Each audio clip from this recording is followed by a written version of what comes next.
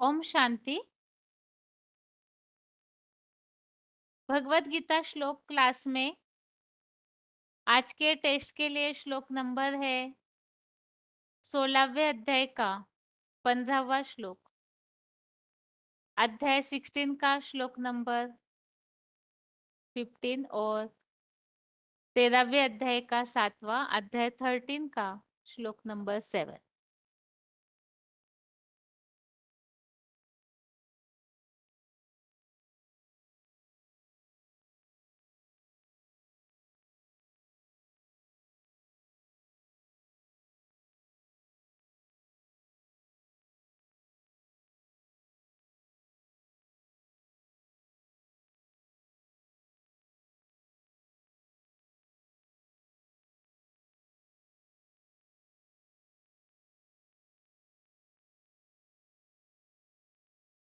सबसे पहले तो श्लोक के लिए जो पॉइंट्स सुने थे वो पॉइंट्स बताइए।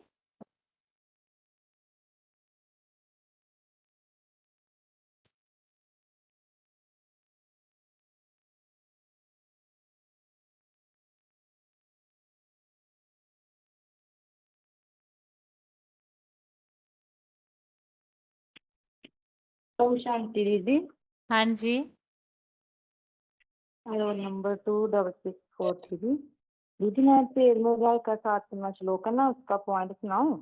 हाँ जी। पहले श्लोक पढ़ती हूँ मैं। हम्म। आमानित्वम आधवित्वम हिंसा शांति अर्जुनम आचार्योपासनम शोचम तथैर्य आत्म निर्ग्रह निर्ग्रह। और इसमें बोला निर्माण बाप हांडहीनता संसारिक तुच्छ श्रेष्ठ कोई भी प्राणी मात्र को दुख ना देना क्षमा भाव सरलता आत्मा स्मृति पूर्वक साकारी तो निराकारी शिवाचार्य की उप प्लस आसना मन बुद्धि कर्म की शुद्धता मन की शिथिलता और मन बुद्धि रूप चित्त की विशेष संयम। और इसमें दीदी पॉइंट है पाखंडहीनता के लिए बाबा ने बोला ना कि जो बड़े बड़े साधु संत सन्यासी होते हैं वो बनारस में जाकर शास्त्र पढ़कर सुनाते हैं और एक दूसरे की बातों को काटते रहते हैं कि जी गलत है जी सही है। हर किसी की बात सच हो जाती है तो उसके लिए उनको ना 2100 रुपया देते हैं और हाथों में दाना देकर घूमते हैं और उनकी रक्षा के लिए 2-4 आदमी रखते हैं। और बन बोला कि इसीलिए और जो शिवाजी के लिए बाबा ने बोला कि वो तो शास्त्र वो तो अकेला ही घूमता था, उसके साथ तो कोई भी सिपाही वगैरह नहीं होते थे, लेकिन फिर भी वो शास्त्रों का सार होता वो पढ़कर सुनाते हैं। बड़ी दीप लिखा मैंने। ठीक है माता जी, क्या समझे ये और बताइए दीदी माता जी। 16 ये जो पॉइंट आपने पढ़ा हाँ ये दीदी। श्लोक में किस प्रसंग में हाँ लागू होता है? हाँ हाँ दीदी, इसने बोला जो बड़े बड़े साधु सन्यासी होते हैं ना उनके लिए बाण बोला कि वो तो अपने जो शास्त्र पढ़कर सुनाते थे। बनारस में जहाँ बना बनाया रस मिलता है वो तो शहर में जाते हैं जहाँ बड़ा प्रसिद्ध है साधु सन्यासियों के लिए, उधर अपने शास्त्र पढ़कर सुनाते हैं लोगों को। और लोगों को सुनाते हैं जिसकी उनकी बात कोई सच हो जाती है तो उसके लोग उनको बहुत दान देते हैं। तो उनके साथ वो ही शास्त्र पढ़कर लोगों को आते हैं और दोनों को धन संपत्ति इतनी इकट्ठी कर देते हैं कि हाथों में दाने वो इतना पैसा लेकर घूमते हैं। मन बोला तो जो शिवाजी है वगैरह वो इतना शास्त्रों का सार भी सुनाता है लेकिन फिर भी उसको कोई नहीं पूछता इस दुनिया में। ठीक है दीदी। आगे बताइए। 25407 बताइए। हेलो बहन जी, ओम शांति। हाँ जी। बहुत सब 16 अध्याय में 5वें श्लोक में वार्तालाप नंबर 1056 है। क्लबों में आनंद करूंगा। आज भी जो बड़ी बड़ी नौकरियों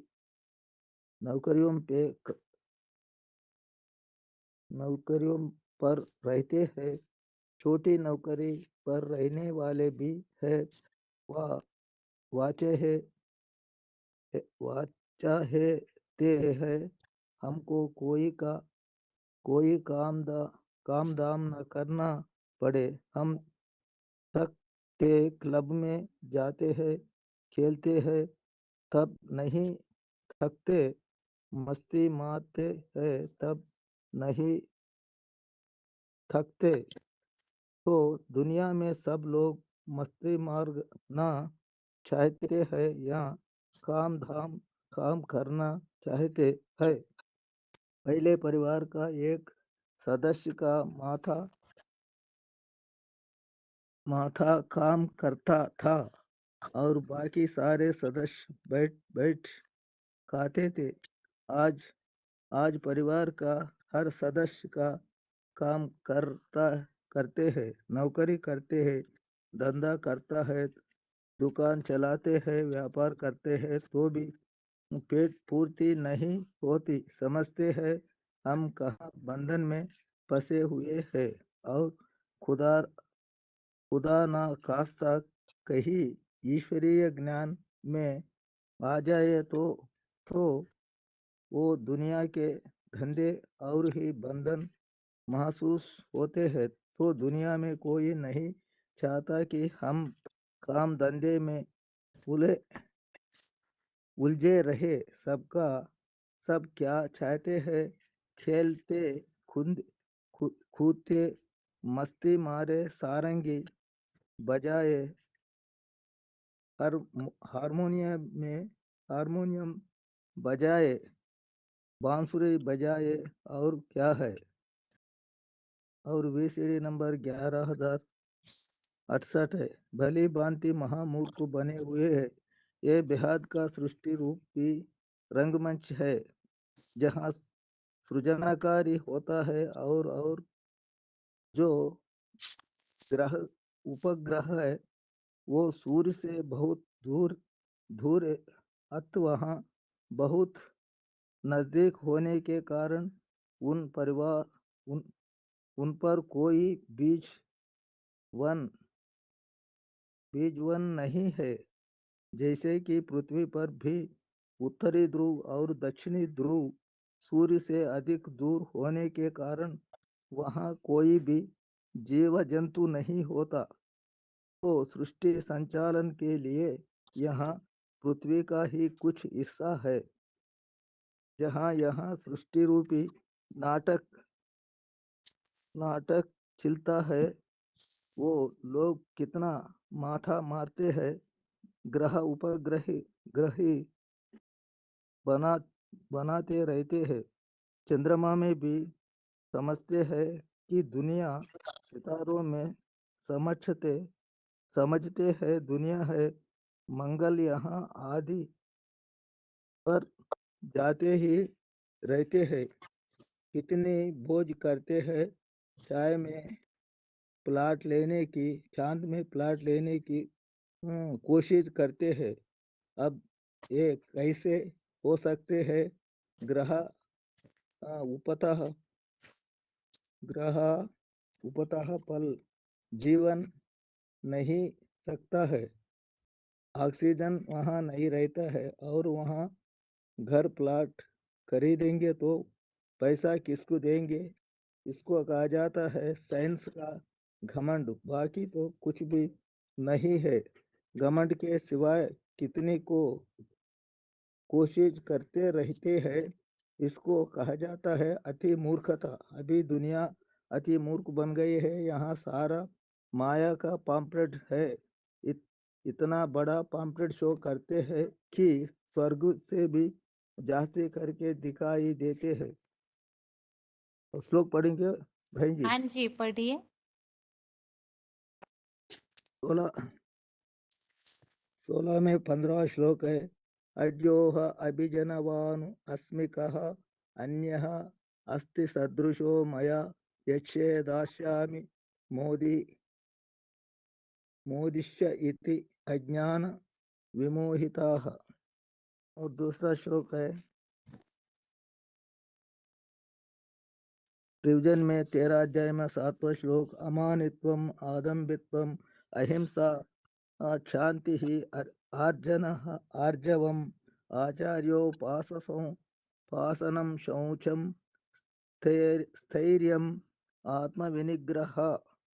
और रेफरेंस का भी श्लोक है 15 में 5 निर्माण मोह जित संग दोष अध्यात्म नित्या विनिवृत्त काम द्वंद्वैः विमुक्ताः सुख दुःखम संगैः गच्छन्ति अमूढ़ः पदम अव्ययम ततु। आगे बताइए माता जी। संधि बहन जी, भली बात है, महामूर्ख बने हुए हैं। शिवो हम तो वो खुद ही शिव है, तो फिर दूसरे की जाके पूजा करने की क्या दरकार है। क्या कहे, उनको मूर्खता ही कहेंगे ना। और उनके फॉलोअर्स भी इसे भी देखो, उनको क्या कहेंगे। वो मूर्ख तो फिर वो महामूर्ख बन जाते हैं, तो क्या कहेंगे। नहीं तो मूर्खों की पूजा करने वाले क्या कहेंगे, महामूर्ख ही कहेंगे।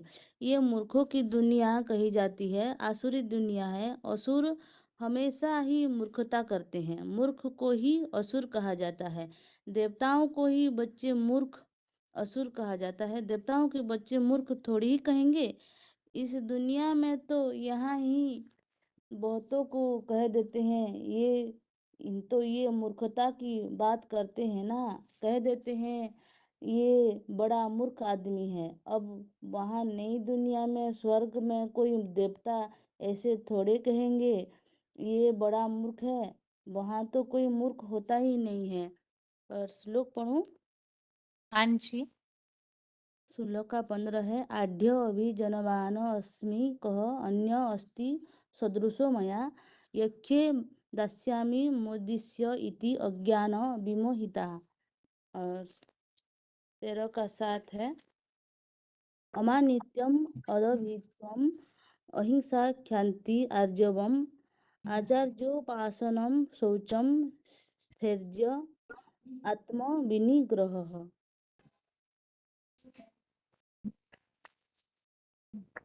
ओम शांति। हाँ जी।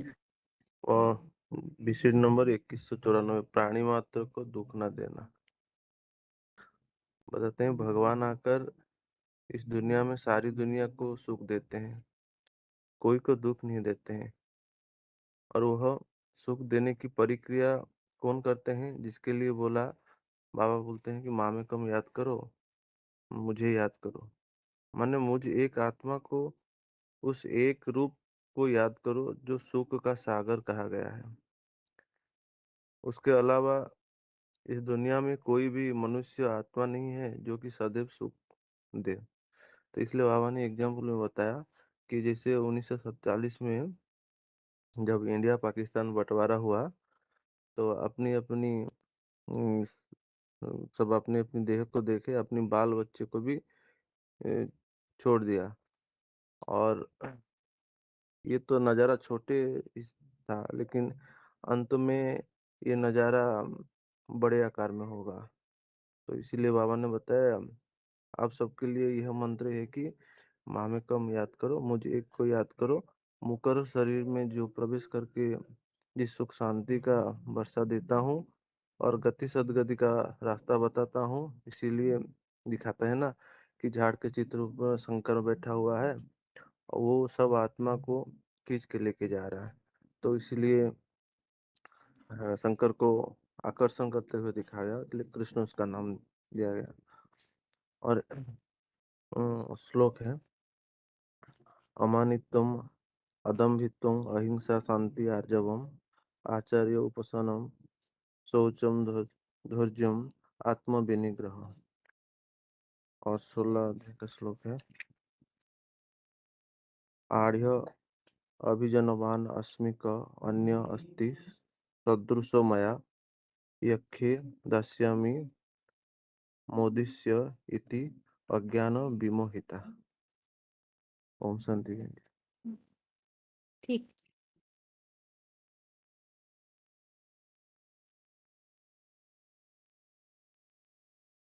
बताइए माता जी आगे 28689 जल का। ओम शांति दीदी। हाँ जी। मुरली पंडित है, तो तिरुमति चित्र में ऊपर से जो दिखाया है बिंदी रूप से जो दिखाया है ना, है जो अव्यक्त मूर्ति जो जिसको कहती है, और जो शिवलिंग कहती है सत्यम शिवम सुंदरम, ये तो कहती है ऊंचे ऊंचे ऊंचे उनका स्थान है ना, सबसे भगवान का स्थान है ऊंचे।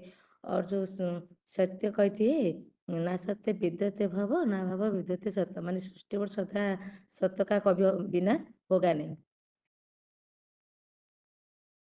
ओम शांति। श्लोक तो पढ़िए माता जी। श्लोक ये बताया ना सत्य विद्यते भव ना भव विद्यते सत्य। आज का जो श्लोक है आज का। आज का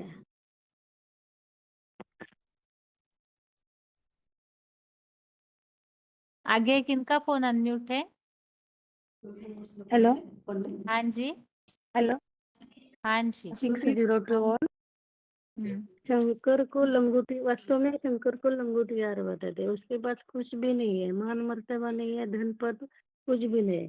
कैलाश पर्वत पर दिखाते कैलाशी पड़ी है कैलाश पर्वत पर। यही मना समझाने की बात है। मिथ्या मतलब अविद्या। लोग पढ़ो। हाँ जी हेलो पढ़िए। 13 का 7। अमीनत्वम अभि अदमी अदमी भूतवम अहिंसा शांति अर्जवम आचार्योपासनम शोचम कार्य आत्मविनिग्रह। 16 का 15। अड्ढ अभिजनवान अस्मि क अन्य अस्ति सदृशो मया एक्से दाशमि मोदिशे यथि अज्ञान विमोहिता।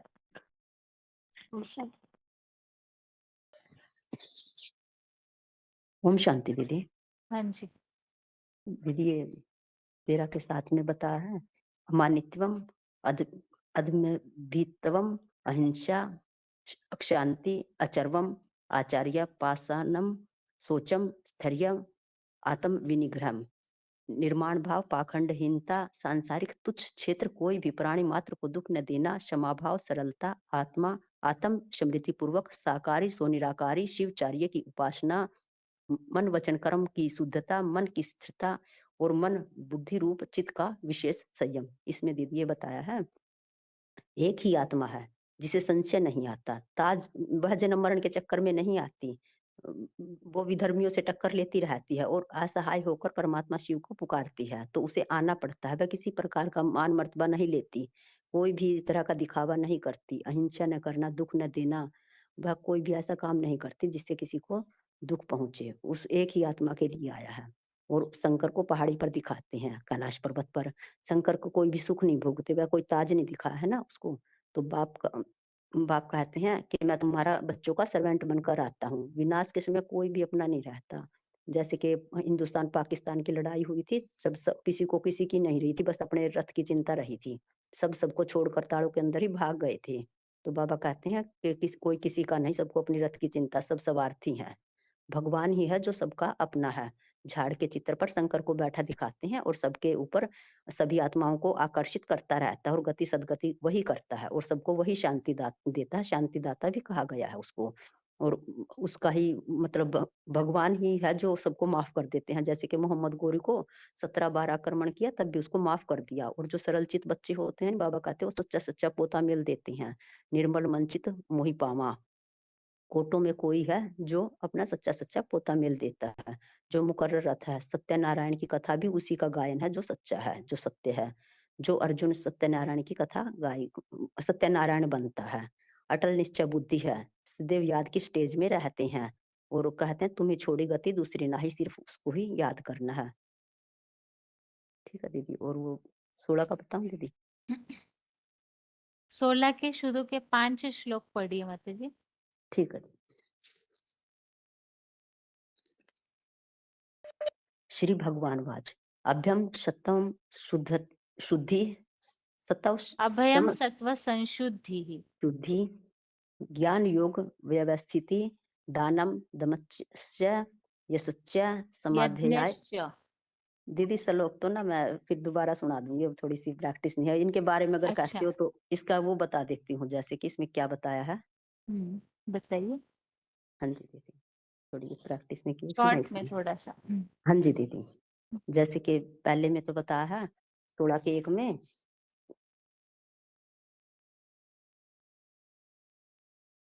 जैसे कि बाबा कहते हैं जो मन सहित 10 इंद्रियों को संयमित करके रखना है अपनियों को, चाहे कैसा भी माया का वार हो, कछुए की तरह अपने अंगों को समेट के रखना है। भरमरी की तरह मिसाल दिया कि बच्चों को कि भरमरी की तरह भू भू करते रहना, सबको अपना ज्ञान सुनाते रहना है।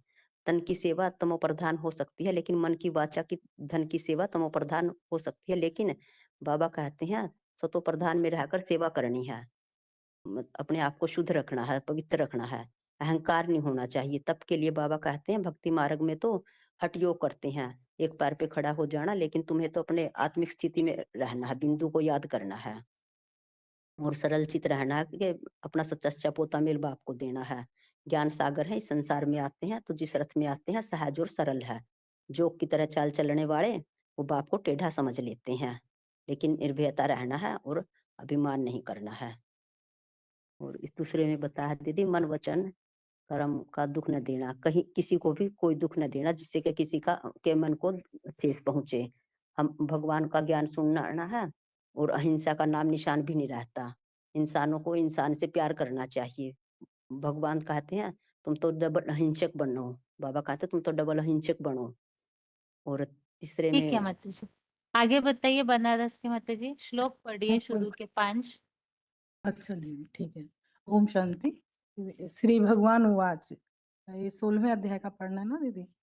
श्री भगवान उवाच अभयम सत्वम संशुद्धि ज्ञान योग व्यवस्थिता दानम दमस्य यज्ञस्य स्वाध्याय तपम आर्जवम। दूसरा है अहिंसा सत्यम अक्रोधः त्यागा शांति अभयशुनम दया भूतेषु आलो लुप्तम मार्दवम ही अचापलम। और तीसरा है तेजः क्षमा धृति शौचम अद्रोहा नातिमानिता भवन्ति संपदाम दैवीम अभिजातस्य भारत।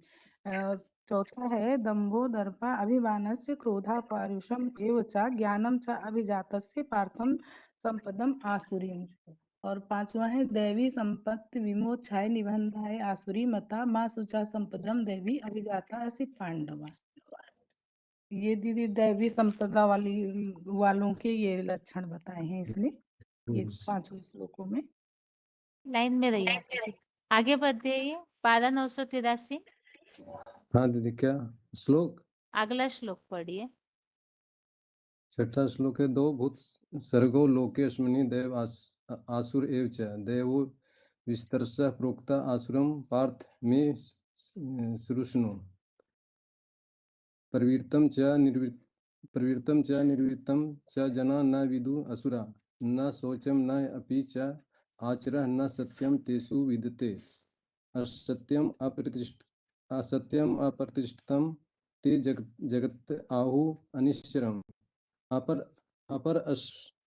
अस्पर संभूतम किम अन्यता कामा हेतुकम एताम दृष्टिम अव्यष्ट भय नष्टा आत्मनः अल्पबुद्ध्या प्रभवन्ति उग्रकर्मणा क्षया जगतः अहिता काम अति कामम आश्रित्य दुष्पुरम दंभमान मदाविंता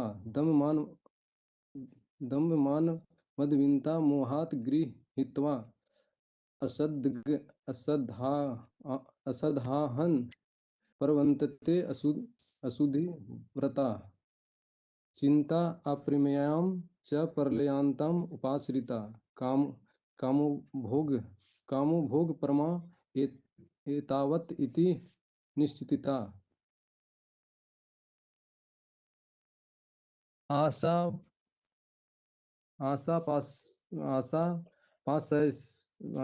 पास तय बधा काम क्रोध प्रायणा ये हन्ते काम भोगार्थम अन्यायन अर्थ संजायन इदम अधः मया लंबधम इवं प्राप्स्ये मनोरथम इदम अपि मुनधनम असौ मया हतः शत्रु धन्यस्य च अप्रान अपि ईश्वरम अहम भोगी सिद्ध अहम बलवान सुखी। अढ़ास्य अभिमान अषाढ़स्य अभिजन्मान अस्मि कः अन्य अस्ति सदृशो मया यच्मे दास्यामि मोदिष्ये इति अज्ञान विमोहिता। आगे पढ़िए 22,170 माता जी।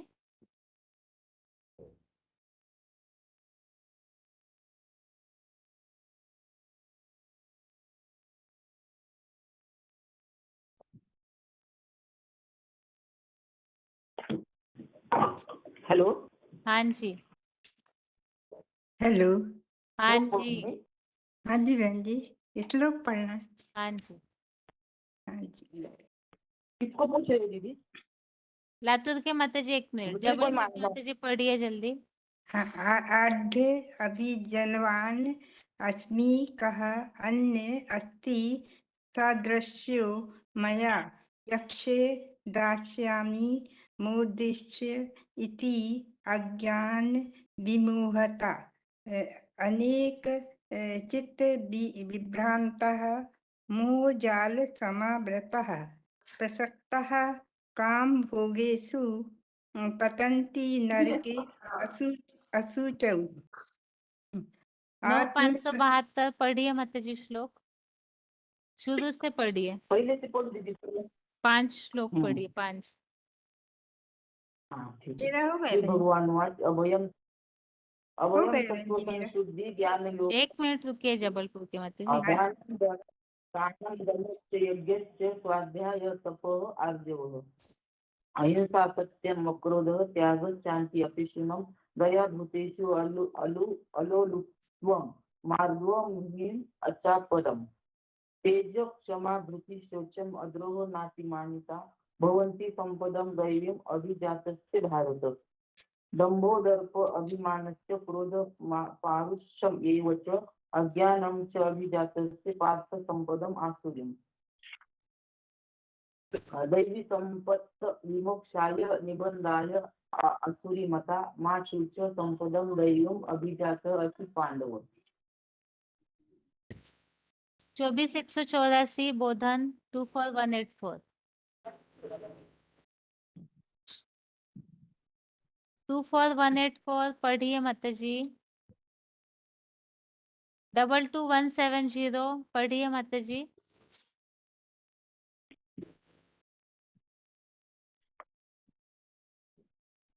सूरत पढ़िए माता जी। 29,871 आगे के श्लोक।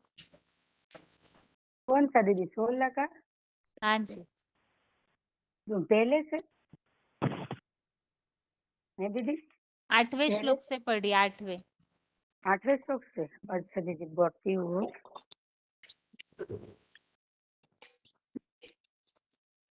हाँ दीदी। असत्य अप्रतिष्ठम ते जगत आहुः अनीश्वरम अपरस्पर संभूतम की अनंत काम हेतुकम। इसका मतलब बताना है दीदी? नहीं, बस श्लोक पढ़ते जाइए।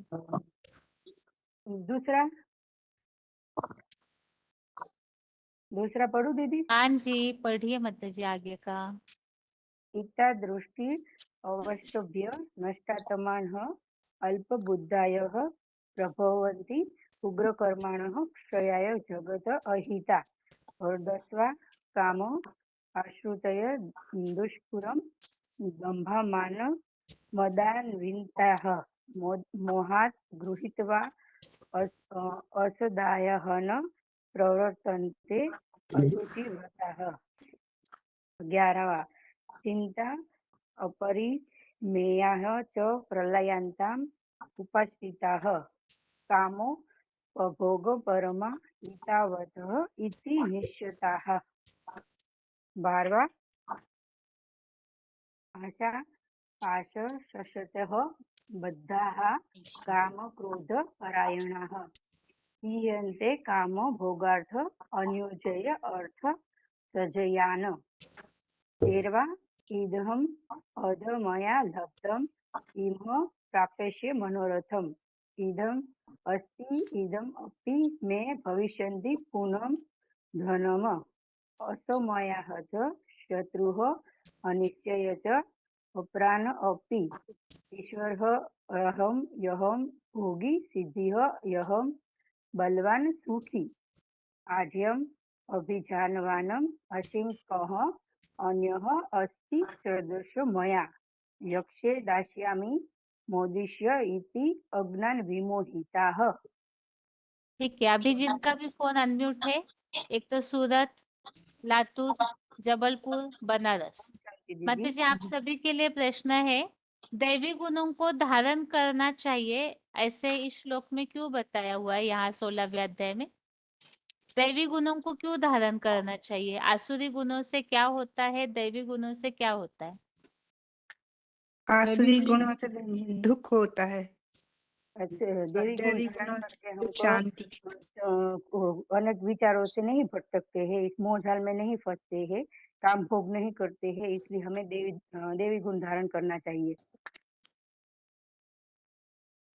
बताइए माता जी, बनारस। हाँ हाँ, वो ओम शांति दीदी, ऐसे दैवी गुणों को धारण करना इसलिए, जैसे जो परम पिता परमात्मा जब सृष्टि पे आए हैं तो आते हैं तो वो जो बताए, जैसे 15 अध्याय से तो हम लोग यही समझते आ रहे हैं, सृष्टि वृक्ष वाली सृष्टि वृक्ष के बीज को समझने के लिए। तो मतलब दैवी गुणों आसुरी गुणों को समझने का मतलब है कि दैवी गुणों को धारण करना, भगवान को पहचान लेना। जैसे दूसरे अध्याय का 40वां श्लोक जो था, नेहा विक्रम नासस्तु प्रत्यवायु विद्यते स्वल्पम धर्म से त्रायते महतो भयात। मतलब कि परम पिता परमात्मा जो इस सृष्टि पे आए हुए हैं उनको जान लेना, पहचान लेना, उनको जैसे किस शरीर में आए हैं उस क्षेत्र को जान लेना, और उनके गुणों को गुणों सहित उनको जानना। जो जान करके पहचान करके तब हम उनके बताए मार्ग पे चल सकते हैं। चलने से हमें ये फायदा होगा कि जो महाविनाश के समय भी थोड़ा सा भी कष्ट नहीं होगा। वो भगवान के जो बच्चे होते हैं, जैसे खुदा के बंदे बड़े मौज में रहते हैं, तो भगवान को जानने पहचानने के लिए जब हमने उनको पहचान लिया, जान लिया, तो हमको उनके जैसे ही गुण धारण करना चाहिए। वो तभी हम देवता बन करके सतयुगी राज्य में, स्वराज्य में जा सकते हैं। इसलिए हमें ये इन गुणों को धारण करना चाहिए। अच्छा बताइए, और कोई श्लोक के दीदी अनुसार उत्तर बताइए। श्लोक में कहीं ये बात दीदी आई हुई पहले है? से कौन सी माना ये? एक मिनट, बनारस के आते एक मिनट। हाँ, लातूर बताइए। माना योग ना, स्थिर योग में स्थिर रहने से क्या फायदा है, वो बताया ना है ना दीदी। प्रश्न पूछा है कि योग दैवी से क्या? गुणों को क्यों धारण करना चाहिए? 16वें अध्याय में इसका कारण बताया है क्या?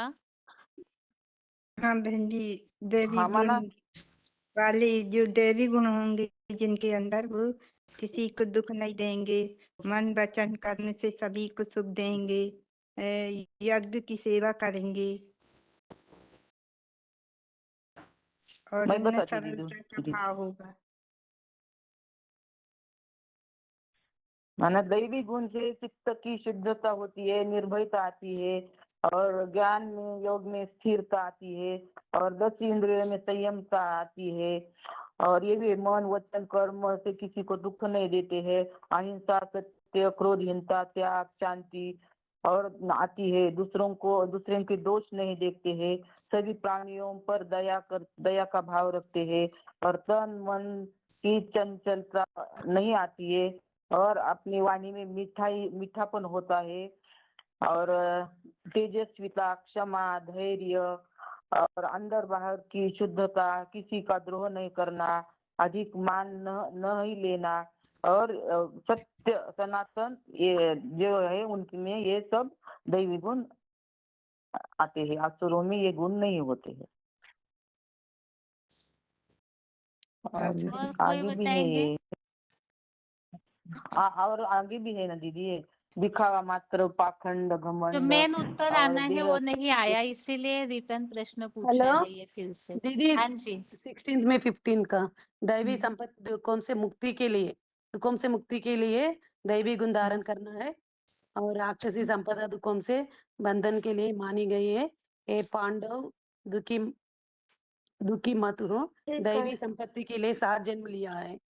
ये 5th श्लोक में दीदी। ठीक है माता जी। दैवी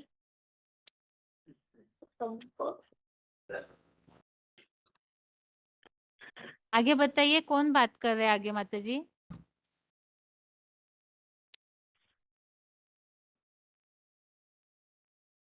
बनारस की माता जी बताइए, आप और कुछ बता रहे थे।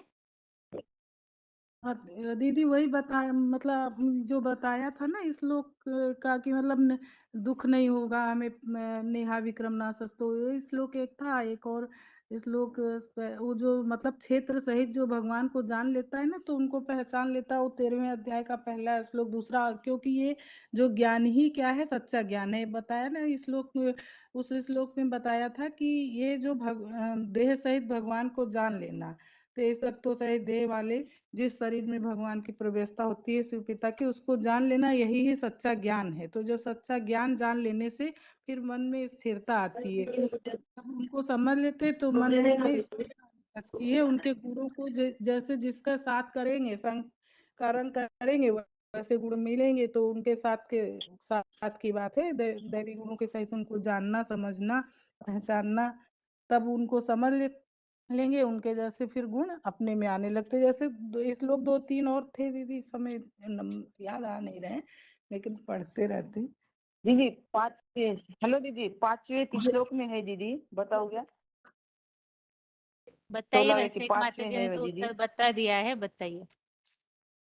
हाँ, माना दैवी संपत्ति दुखों से मुक्ति के लिए है, अवगुण है वो राक्षसी संपदा है, नारकीय दुखों में बंधने के लिए मानी गई है। परंतु हे पांडव, तू कभी भी दुखी मत हो, क्योंकि तूने राक्षसों के बीच प्रहलाद की ही दैवी संपत्ति के साथ जन्म लिया है। ठीक है, आगे अगला प्रश्न है। और भी फोन 2 अनम्यूट किए हैं, एक तो 29,340 और 28,372। और आगे का प्रश्न यह है, अभी जो श्लोक पढ़े हैं उसी में से ही प्रश्न है। ये जो भी 16वें अध्याय के श्लोक हमने समझे हैं, ये इसके पहले भी जो अध्याय समझे हैं, उन सबको लेकर के ये बात बताइए कि यहाँ असुर किसने बताया गया है। भगवत गीता के अनुसार असुर किन्हें बताया जा रहा है। 28,372, 13,217, 29,340, बताइए माता जी।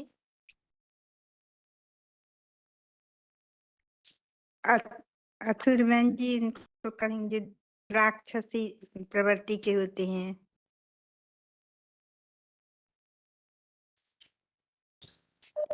बताइए 29,519, माता जी बताइए। हाँ, यहाँ पर तो काम विकार जो भोगने में जिसको आनंद लगता है उसको असुर कहा है। ये तो बार बार ही आया है, जैसे 16 अध्याय के 4 में भी है, जिसका दंभ दर्प ये सब रहते हैं। काम से ही कठोर क्रोध आता है, कठोरता आता है, तो काम विकारी जास्ती जिसका है वो भी असुर का लक्षण है। ये तो बार बार ही आ रहा है 16 अध्याय में। 16 अभी में किताब 7, 8, देखे 9, बिना 2। किताब हाँ देखे बिना जो बता सकते दीदी। हो बताइए, असुरों के और हाँ क्या क्या दीदी। लक्षण यहाँ 16वें अध्याय में बताए जा रहे हैं। हाँ बहन जी, दीदी। उनमें शुद्धता, दीदी सदाचार नहीं होती, सत्यता नहीं होती असुरों। बताइए 28,372, माता जी हुबली। दीदी 28,372 हुबली के माता जी बताइए। ओम शांति दीदी।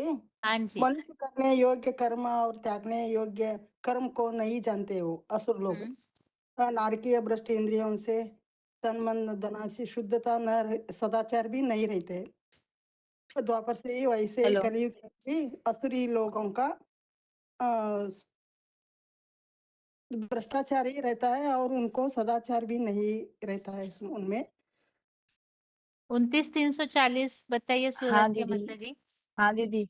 हाँ, तो वो पाखंड, घमंड और अभिमानी होते हैं, और कठोरता, इनमें कठोरता ज्यादा होती है। वो राक्षसी गुण वाले होते हैं, और जगत को मिथ्या, आधारहीन और ईश्वरहीन, भगवान को मानते ही नहीं, काम वासना को मानते हैं सब कुछ। वही होते हैं राक्षसी गुण उसमें। काम वासना ज्यादा रहती है उसमें, और अपवित्र कर्म करते हैं। बताइए आगे।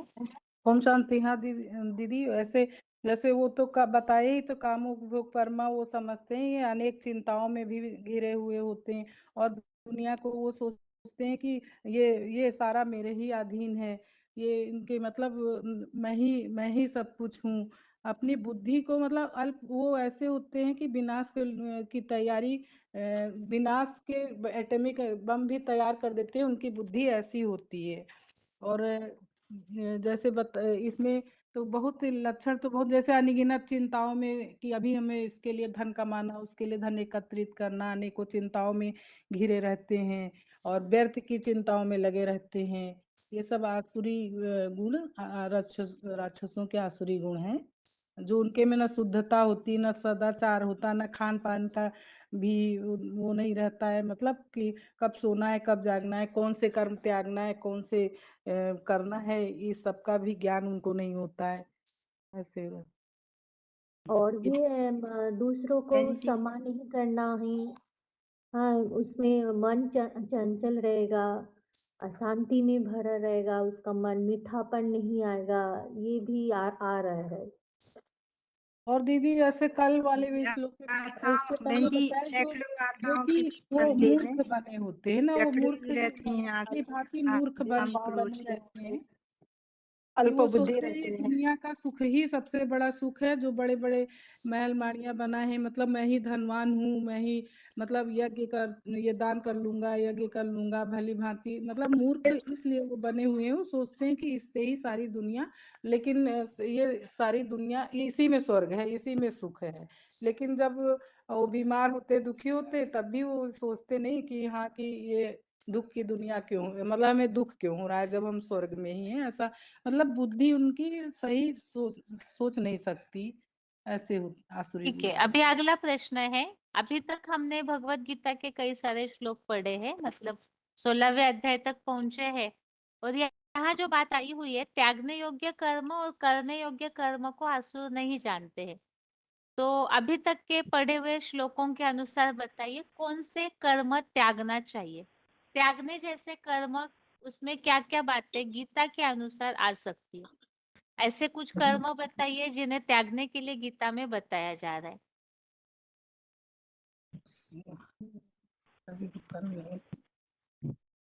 ठीक है, ढूंढिए तब तक गीता में, बाकी आगे और फोन अनम्यूट किए जा रहे हैं।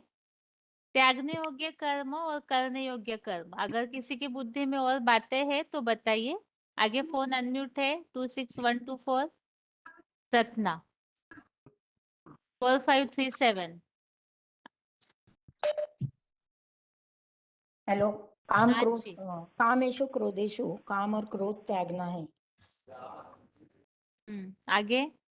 और इच्छा रहित मतलब इच्छा मात्र अविद्या, इच्छाओं को भी त्यागना है, और एक बाबा के श्रीमत पर चलना है। अच्छा, और निर्भयता, चित्त की संपूर्ण शुद्धि, और लाभ योग में विशेषकर इस बाबा ने बोला है, इस देह और देह के सभी संबंधों को और सभी पदार्थों को और सभी देह और देह के संबंध और सभी पदार्थों को भी त्याग कर मुझे बाप को याद करो। अच्छा, देह देह के संबंध पदार्थों को त्यागने के लिए कौन सा श्लोक है बताइए। श्लोक तो याद नहीं है दीदी, मुझे अभी देखना पड़ेगा। ढूंढिए फिर, आगे बताइए। और फोन अनम्यूट है, हेलो सतना के माता जी। हाँ जी, बताइए। हेलो हाँ हेलो। जी। हाँ, माना हेलो दीदी। ये दिखावा मात्र, पाखंड, घमंड, अभिमान, अंदरूनी बाहर की क्रोधता, क्रोध, कठोरता, बेसमझी, ये सब गुण असुरों के हैं, इसको नहीं धारण करना है। सनातन देवी देवता धर्म वालों के गुण नहीं है ये, राक्षसी धर्म वालों के। सूरत की दोनों माताएं बताइए। कर्म और त्यागने योग्य है, कर्मಗಳ सुखदायी कर्मों को त्यागना है, और कर्म सुखदायी का कर्म को त्यागना है। सुखदायी कर्म दुखदाई ऐसा ही दुखदाई हुआ, कर्मों को त्यागना है। देहाभिमानी सुखदायी कर्मों को त्याग करना है। बताइए सूरत की माताएं, सतना के अहिंसा, माता जी बताइए जल्दी। अहिंसा, हाँ सत्य, दीदी। क्रोधहीनता, त्याग, शांति, दूसरों का दोष नहीं देखना है, प्राणियों पर दया रखनी है, चंचलता नहीं होनी है, और लज्जा और मीठापन और लोभहीनता नहीं आनी चाहिए।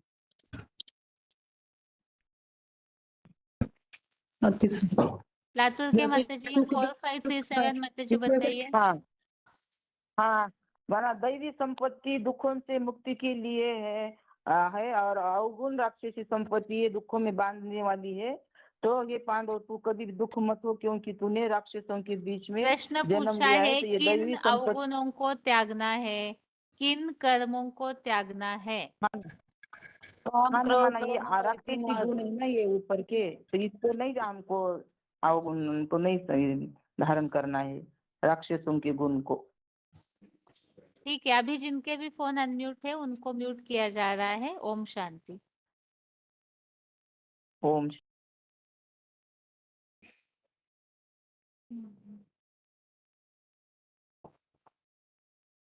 आगे जिनका अनम्यूट है रोल नंबर बताइए, डायल नंबर से जो जुड़े हुए हैं। हाँ 16147। और दीदी वो देह के संबंध के लिए बाबा ने मुरली में एक बोला मिनट है रुकिए नष्ट लातूर मोह के माता जी, सुलभता। 1 मिनट। इच्छा आगे मात्र किनका अनम्यूट है। ओम शांति। Roll number 2026। आगे और हाँ, किनका ये अनम्यूट है। 16,21 नंबर शो पे बताया। एक मिनट रोल नंबर पूछने दीजिए हमें। और किनका अनम्यूट है। 20267। हाँ जी 20267। 1 मिनट। और किनका फोन अनम्यूट है। 14579। 14579। और किनका अनम्यूट है। 87764 8776। अच्छा ठीक है, पहले लातूर के माता जी बताइए। हाँ देह के संबंध के लिए बाबा ने मुरली में कल के बोला है नष्टो मोह स्मृति लभता इच्छा मात्रम अविद्या। वास्तव में प्रश्न ये देह है के कि संबंध त्यागने बड़े योग्य कर्म जो है वो यहाँ असुरों के लक्षणों में बताया है। त्यागने योग्य कर्मों को असुर नहीं जानते हैं। तो प्रश्न ये है कि गीता के ऐसे कोई श्लोक बताइए जिसमें त्यागने वाले कर्मों की बात बताई हुई है। कामेश क्रोधेश रजोगुण समृद्धो महापापात्मा विद्येन वैरिणम। ये हमारे शत्रु है, काम क्रोध इन्हें त्यागना चाहिए। ठीक है, ये तो और बता इच्छा दिया द्वेष पहले, ये आगे बताइए। और कोई बात बताइए।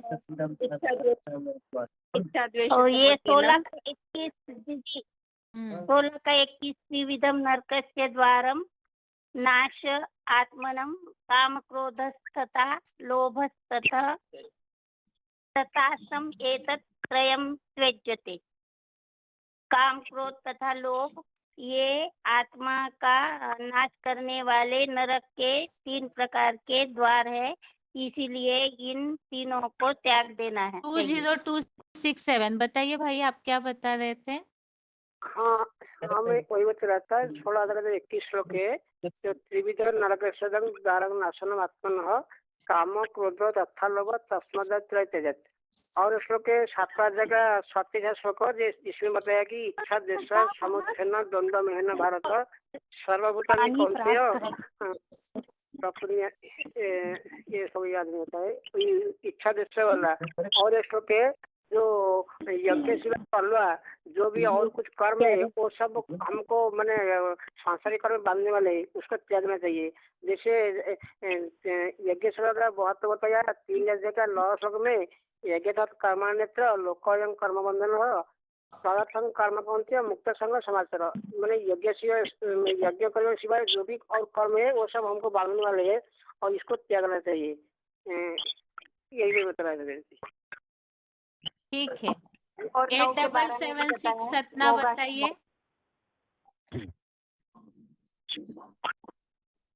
ये याद नहीं। हाँ ठीक है, आगे कौन बता रहे थे, बताइए जल्दी। मोगाशा मोग कर्मणा मोग ज्ञाना विचित्ता। हाँ दीदी, मोगाशा मोग कर्मणा मोग ज्ञाना विचित्ता माना व्यर्थ आशा व्यर्थ कर्म व्यर्थ ज्ञान वालों ये सारे आसुरी गुण है, इन्हें त्याग देना चाहिए। हाँ ये अनम्यूट। अच्छा आगे बताइए लातूर के माता जी। 15 में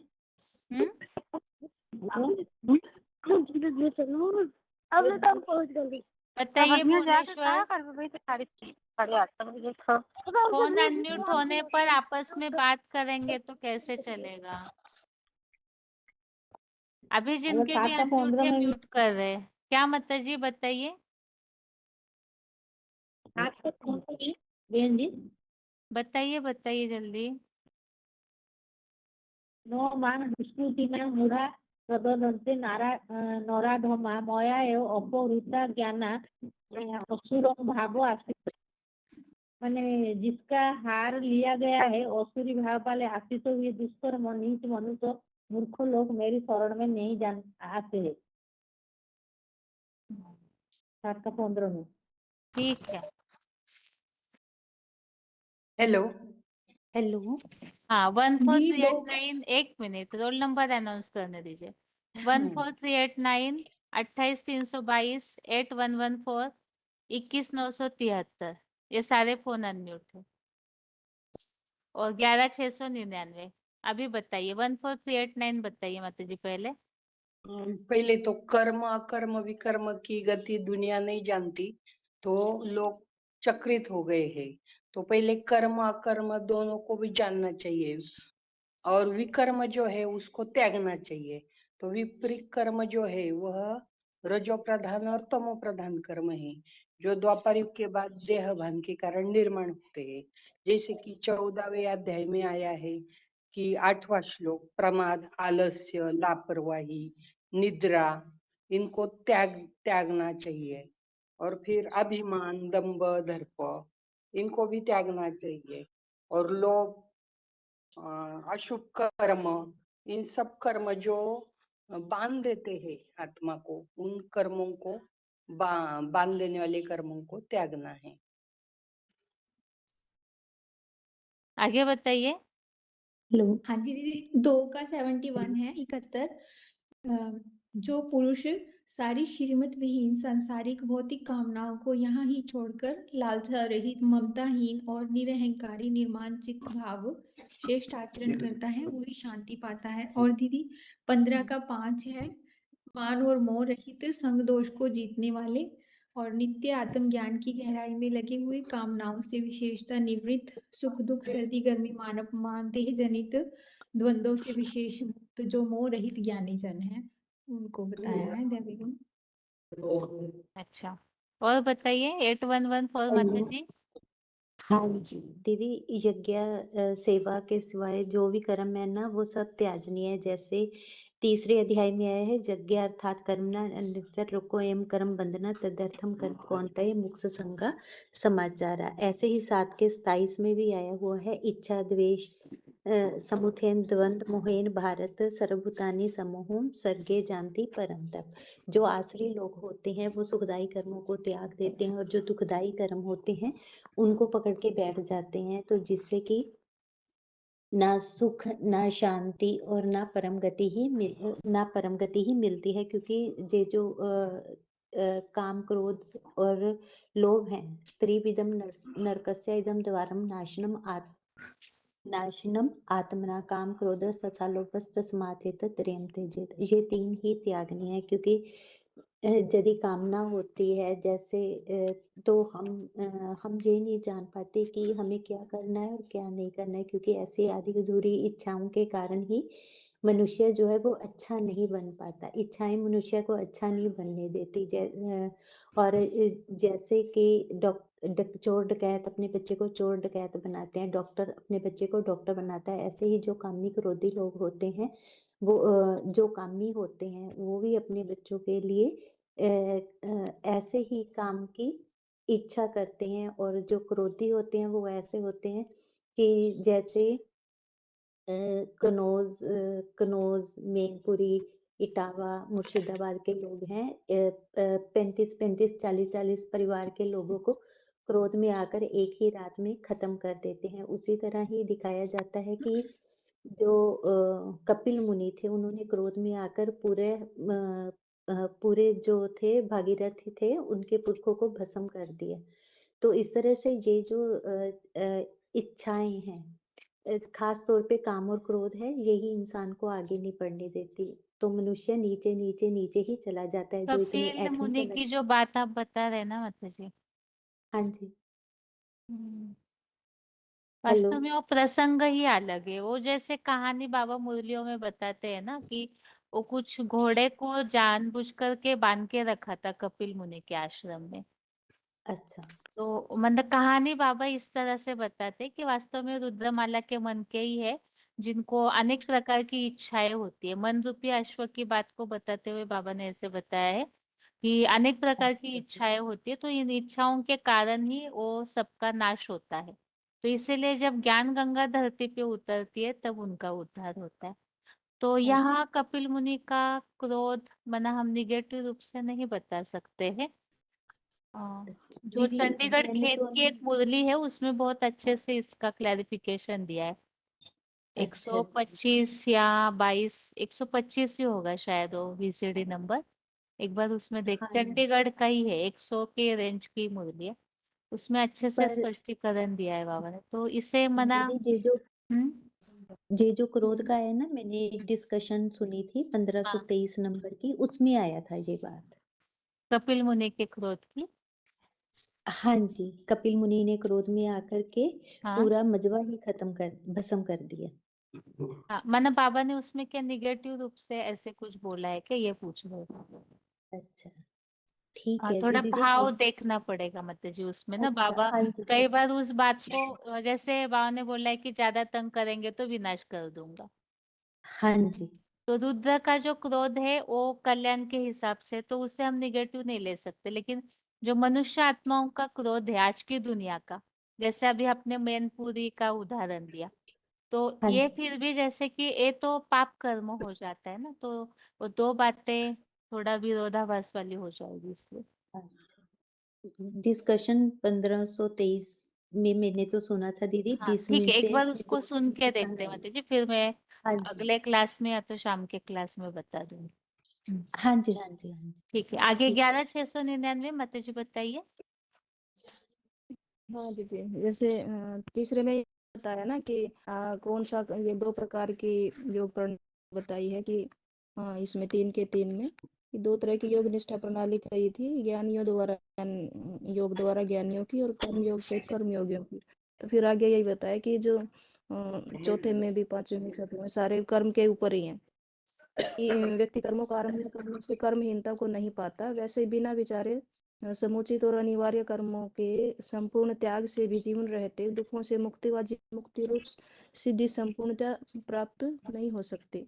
पांचवें बताया, नहीं कसित क्षणमपि जातो तिष्ठति अकर्मकृत कार्यते ही अवश्य कर्म प्रकृति जगुण, कि निसंदेह कोई व्यक्ति क्षण भर भी मलमूत्र त्याग आदि अनिवार्य कर्म किए बिना रह नहीं पाता, क्योंकि प्रकृतिकृत जो गुण है उन वो बस सब प्रकार से करने ही पड़ते हैं। फिर कर्मेंद्रियाणि संयम ये आस्ते मनसा स्मरण इंद्रियार्थ विमूढ़ात्मा मिथ्याचार से उच्यते। जो महामूर्ख पुरुष कर्मेंद्रियों को जबरन रोककर इंद्रियों के भोगों को मन से याद करता हुआ बैठा रहता है, वो मिथ्याचारी कहा जाता है। और यह तो इंद्रियाणि मनसा इंद्रिया नियम नियम्यारभते अर्जुन कर्मेंद्रिय कर्म योगमसक्त सविशिष्यते, कि जो स्थिर मन से इंद्रियां नियमित करके अनासक्त हुआ कर्म इंद्रियों के कर्म योग का आचरण करता है, वह विशेष मान्य है। और फिर 8वें में भी यही है कि नियत कर्मों को कर, कर्म ना करने से कर्म करना ही श्रेष्ठ है। दैनिक कर्म क्लास में करने यहाँ से अच्छा, माना आप किस भाव से बता रहे हैं माता जी, करने योग्य कर्म के हिसाब से बता रहे? हाँ जी, कि कर्म, वही कर्म के ऊपर ही तो सारे दीदी श्लोक है ना। हाँ, लेकिन ये फिर बताइए, आप यहाँ 2 प्रश्न पूछे। यहाँ पहले तो है कि त्यागने योग्य कर्म कौन से है, तो इसका उत्तर इसमें से किस श्लोक से बता रहे आप?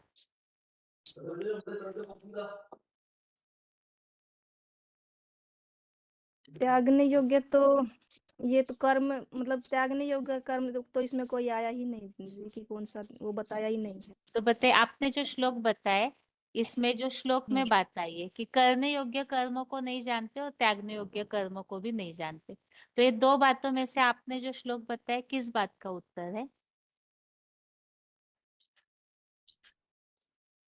जैसे 5वें में तो ये बताया कि जो जरूरी कर्म है वो तो करने ही पड़ते हैं, जो त्याग ही नहीं सकते, जो भी ये है वही जो यहाँ बस ये करने ही उत्तर बताया जा सकता है इन श्लोकों के लिए हाँ जी। कि जो आसुर है वो करने योग्य कर्मों को नहीं जानते हैं, तो इसी का गीता में ही क्लियर किया हुआ है कि जैसे साधु सन्यासी है, ढोंगी बन जाते हैं, जबरियन दिखाते हैं कि हमने त्याग दिया, लेकिन वो त्यागते नहीं है। जबकि यहाँ श्लोकों के भाव से यह स्पष्ट होता है कि संकल्प उनसे त्यागना चाहिए, मूल अगर ऐसा संन्यास होना चाहिए कि विचार उनसे त्यागना चाहिए। तो इसी से कनेक्टेड ये सारी बातें बताई गई। फिर वो उसका के लिए बताया कि यह तो आत्मरति एवं शादात्म तृप्तश्च, कि जो आत्मा में ही प्रीति वाला है, आत्म तृप्त है, तो आत्मा में संतुष्ट है, उसका कोई कार्य नहीं रहता है। ठीक है। हाँ जी। आगे 19,917 बताइए माता जी। दीदी हम शांति। दीदी इसमें जो बताया कि जो कर्म इंद्रिय स्वयं ही आस्ते मनसा स्मरण इंद्रियार्थन विमयात्मा मिथ्याचार से उच्यते।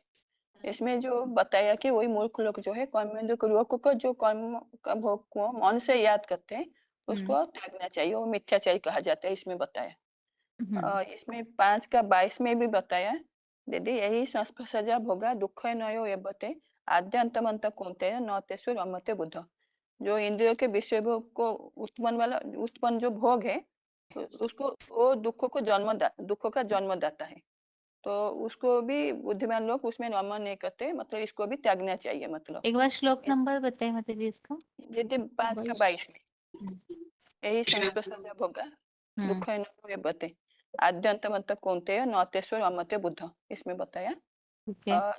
3 का 27 भी बताया, इच्छा तो से समुत्थान द्वंद्व में न भारत सर्वभूतानि समम सर्गयन्ति परम तप, इसमें भी वही बताया। मतलब व्यवसायिक 3 का 27 में दीदी ये बताया, प्रकृति क्रियमाणानि गुणे कर्मणि सर्वश अहंकार ब्रह्मात्मा कर्ता अहमिति मन्यते। मतलब प्रकृति के गुणों द्वारा किए जाते हैं जो कर्म है, मतलब अहंकार से विशेष मुहुर बना पुरुष मैं करने वाला हूँ ऐसे मानता है। लेकिन ये सब प्रकृति से मतलब जो हुआ है वही हो रहा है, हम कुछ नहीं करते, इसे अहंकार में नहीं आना चाहिए कि मैं करता हूँ। तो ये जो अहंकार है उसको त्यागना चाहिए। मतलब 14389 बताइए माता जी, कुछ कह रहे थे आप। व्यवसायिक का बुद्धि, वो जो अनेक शाखाओं में बुद्धि भ्रमित होकर चल रहे हैं, तो निश्चय अनिश्चय के चक्र में आकर आसुरी बन रहे हैं, एक भगवान की बातों को छोड़कर आणविकों की बातें सुन रहे हैं, विधर्मियों के साथ मिल रहे हैं। ठीक है। 21,973 माता जी। दीदी ये त्यागने वाला श्लोक है, ये जो 16 का 21 से ना, त्रिविध नरक से एकदम द्वार नाशनम आत्मनम काम वो क्रोध हो गया, तथा वैसे 2-3 लोगों ने नहीं, ये बताया। हाँ मतलब इसके बारे में मैं बताती हूँ दीदी। ठीक है, मतलब बताइए। ये जो तीन आसुरी गुण है ना, इसको त्यागना चाहिए। इसमें जो 16 का 5 है ना, दैवी संपदा विमुख्याय निबद्धन्ति असुरी मता, मतलब ये जो गुण है इसको धारण करेंगे, मतलब हमारा दुख क्या है, जरा जन्म और मृत्यु, ये 3 तो दुख है ना, सबसे बड़ा दुख है जरा जन्म मृत्यु। मतलब इसको धारण करेंगे हम सत्ययुग में नहीं जा पाएंगे। जरा मतलब जो व्याधि, मतलब बुढ़ापा आते हैं, जरा जन्म भी दुखदायी होते और मृत्यु भी दुखदायी होते। तो सत्ययुग में ये तीनों नहीं होता है, क्योंकि सत्ययुग में व्याधि भी नहीं होता है, रोग भी नहीं होता है, और जन्म भी माने मृत्यु मतलब अभी जबरन मृत्यु होता है ना, उस समय तो सत्ययुग में तो खुशी खुशी में शरीर त्याग करते हैं। और जन्म भी उधर, यहाँ जन्म देने वाले भी दुख, मतलब बच्चा जो पैदा होता है वो भी दुखी होते हैं, और माँ भी दुखी हो जाती है। लेकिन सत्ययुग में तो ये नहीं होते हैं ना, इसलिए ये तीनों को हम त्यागना चाहिए। और किसको धारण करना चाहिए, मतलब ये करना चाहिए जो 3 अध्याय का जो है ना, ये यज्ञार्थ कर्मणा अन्यत्र लोकयं कर्म बंधनम तदर्थम कर्म कौन्तेय मुक्त संग समाचार। एक भी श्लोक है दीदी, मुझे याद नहीं, लेकिन इसमें है यज्ञ कर्म और दान, और एक था इसको त्यागना नहीं चाहिए, जरूर करना चाहिए, क्योंकि ये कर्म करेंगे हम, हमारा आत्मा का कल्याण होगा, वही आत्मा ही ऊपर उठेगी। इसलिए इसको करना चाहिए, यज्ञ कर्म करना चाहिए, दान करना चाहिए, लेकिन ये जो तीनों है इसको त्यागना चाहिए। मतलब जी 1 मिनट, ये जो आपने जन्म जरा व्याधि, ये इसका जो बताया ना, ये थोड़ा क्लियर नहीं हुआ, आप कैसे कनेक्शन जोड़े। मतलब ये 16 का 5 में है ना, ये जो माने आसुरी ये है आसुरी गुण है ना दीदी। काम क्रोध लोभ ये आसुरी गुण। तो अगर हम इसको आसुरी गुण को धारण करेंगे तो ये नरक मतलब ये द्वापर कलियुग का गुण है ना, ये तो सतयुग का गुण नहीं है। तो यहाँ कलियुग में अगर हमारे पास ये पूरा रहेगा तो ये तो कलियुग नरक में आ जाएंगे, स्वर्ग में नहीं आएंगे। इसलिए तो ये बोला है ना आसुरी मत मतलब निबोधन ये सब बंधन युक्त हो जाएंगे। तो अच्छा, बंधन जन्म मतलब मृत्यु वगैरह में बांधते हाँ हैं इस भाव से बांध देते बोला हैं। है। हाँ ये वाला हाँ इस ये बांध देता है ना। तो बांधने मतलब यहाँ कलियुग में जन्म लेंगे, सत्ययुग में नहीं जा पाएंगे, निबंधन बांध देंगे। लेकिन जो दैवी गुण है विमुख है, मुख्य के लिए दैवी गुण है दीदी। यज्ञ यज्ञ सेवा करेंगे, दान करेंगे और तप करेंगे। ये है एक श्लोक में, मुझे याद नहीं है श्लोक। यज्ञ सेवा और इसको त्यागना नहीं चाहिए, कभी भी त्यागना नहीं चाहिए। श्लोक हाँ है, ठीक मुझे है। याद नहीं है श्लोक नंबर। आगे दीदी 29 4 का 500 बताइए बताइए। 4 का 20 और 5 का 12 में ही हो सकता है कर्म फल को त्यागना, क्योंकि कर्म फल का बंधन ही हमें बंधन में बांधता है ना। कर्मों के फल में आसक्ति ही हमें कर्मों में बांधती है। क्या श्लोक नंबर क्या बताए माता जी? दीदी 5 का 12 और 4 का 20। 3 का 30 31 का 19 ओम शांति। एक मिनट दुलिया, एक मिनट रुकिए। बेंगलोर बताइए माता जी 21642 बताइए। 2164 हाँ जी।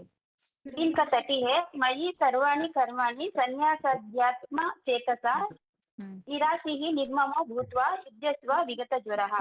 आध्यात्मिक बुद्धि से मेरे में सब यज्ञार्थ श्रेष्ठ कर्मों को अर्पण कर आशाहीन ममताहीन होकर निष्पाप हुआ तू धर्म युद्ध कर। और 31 भी हो सकता है दीदी। ये में मतामिदं नित्य मनुष्या तिष्ठन्ति मानवाः श्रद्धावन्तो स्तूयन्तो मुच्यन्ते ते अपि कर्मभिः। जो श्रद्धावान मनुष्य ईर्ष्या रहित हुआ मेरा इस उपयुक्त श्रीमत का पुरुषोत्तम संगम में सदा पालन करता है, वो भी सांसारिक कर्मबंधन से छूट जाता है। ठीक है। हाँ धुलिया बताइए 19289। एक मिनट माता जी, कलकत्ता एक मिनट। हाँ धुलिया बताइए। संकल्प प्रभवान कामान त्यक्त्वा सर्वान अशेषता मनसा एव इंद्रिय ग्रामम विनियम्य समन्वितता। और का तीसरा भी है और चौथा भी है। यदा ही न इंद्रियार्थेषु न कर्मसु अनुपज्यते सर्व संकल्प सन्यासी योगारूढ़ तदा उच्यते। ठीक है। तीसरा भी है। हाँ ठीक है। पहला बताइए माता जी कोलकाता 29519 बताइए। हाँ यहाँ पर 5 का 22 हो गया, लेकिन और एक ऐड करना है।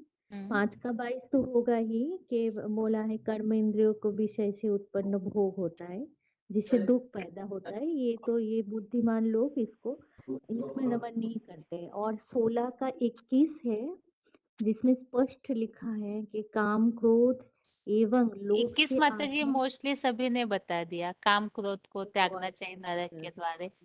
हेलो, तो फिर अभी तो नया कुछ अभी अच्छा ठीक है। 19289 बताइए माता जी। क्या 4389 14389 मानसा के माता जी बोलिए। हाँ जी दीदी 12 का 5 क्लेशो अधिकतर तेषाम अव्यक्त सत्य चेसाम अव्यक्ता ही गति दुखम देवद्वी अबापते। माना कि यदि हम निराकार की ही उपासना करते हैं तो भी ये जो कर्म है ये त्यागने योग्य है, क्योंकि साकार में निराकार को याद करके ही हम परम गति को पा सकते हैं। अच्छा ठीक है। और किसी को बताना है कुछ? हाँ जी। दीदी ये भी आएगा कि स्वधर्मे निधनम श्रेय पर धर्मो भयावह, मतलब अपने धर्म में टिकना ही श्रेष्ठ है, क्योंकि देह अभिमान जो है वो हमें खतरनाक है, दूसरे में बांधता है। और दीदी 12 का 12 भी है कि भी अज्ञानियों के ज्ञान से बेसिक ज्ञान श्रेष्ठ है और बेसिक के ज्ञान से एडवांस ज्ञान श्रेष्ठ है। और उसके बाद मनन चिंतन मंथन से हमें कर्म फल का नहीं बताते हैं इसमें। आपका तो अनम्यूट में है पापा। ठीक है माता जी। दीदी हाँ सप्ताह का जी। 5 और 6 में और 19 में भी वही बताया कि 5-6 में जैसे बताया गीता सा रोहित घोर तप करके नहीं वो तो कामना पता का है गुप्त कामना ये आज नहीं शक्ति वो बाहुबल से भरे बेसमझ लोग ऐसे बताया है तो करके बहुत सारे हैं, चौथे में भी बहुत और सारे 19 हैं। में भी ठीक वही है। बताया है बता कर्म के ऊपर ही। जैसे बताया मूढ़ ग्रहण आत्मन यत् प्रियया क्रियते तपः परस्य उत्सादनार्थम वा तत्तामसम उदाहुतम। ऐसे ही बताया कि मुख्यता से जो हाथ से अपने को पीड़ा देने का अथवा अन्य को हानि देता है वो तामसी इसमें बताया तामसी लोग। अच्छा ठीक है, और किसी को बताना है कुछ? चौथे में 18 और 19 में बताया ना दीदी कि जो कर्म में 4 का अकर्म 18 को 19। 4 का 18 जो कर्मणि अकर्मण्य यः पश्येत अकर्मणि च कर्म यः स बुद्धिमान मनुष्येषु स युक्तः कृत्सन कर्म करत। जो व्यक्ति आत्मस्मृति कर्म में अकर्म को निसंकल्प यानी बिंदु रूप बनकर निराकारी होते हुए देखता है, जो कर्म त्याग में भी सदाकाल शून्य रहते हुए मनसा से कर्म देखता है, वह मनुष्य में अवश्य होगा। वह योगी संपूर्ण सर्व संकल्प सन्यासी कर्म करने वाला है। और यश सर्वे समारंभ काम संकल्प वर्जिता, ये तो है ही है। ज्ञान कर्माण तम आहु पंडितम बुद्धा। ठीक है। ठीक है, आप सभी को म्यूट कर रहे हैं अभी। ओम शांति।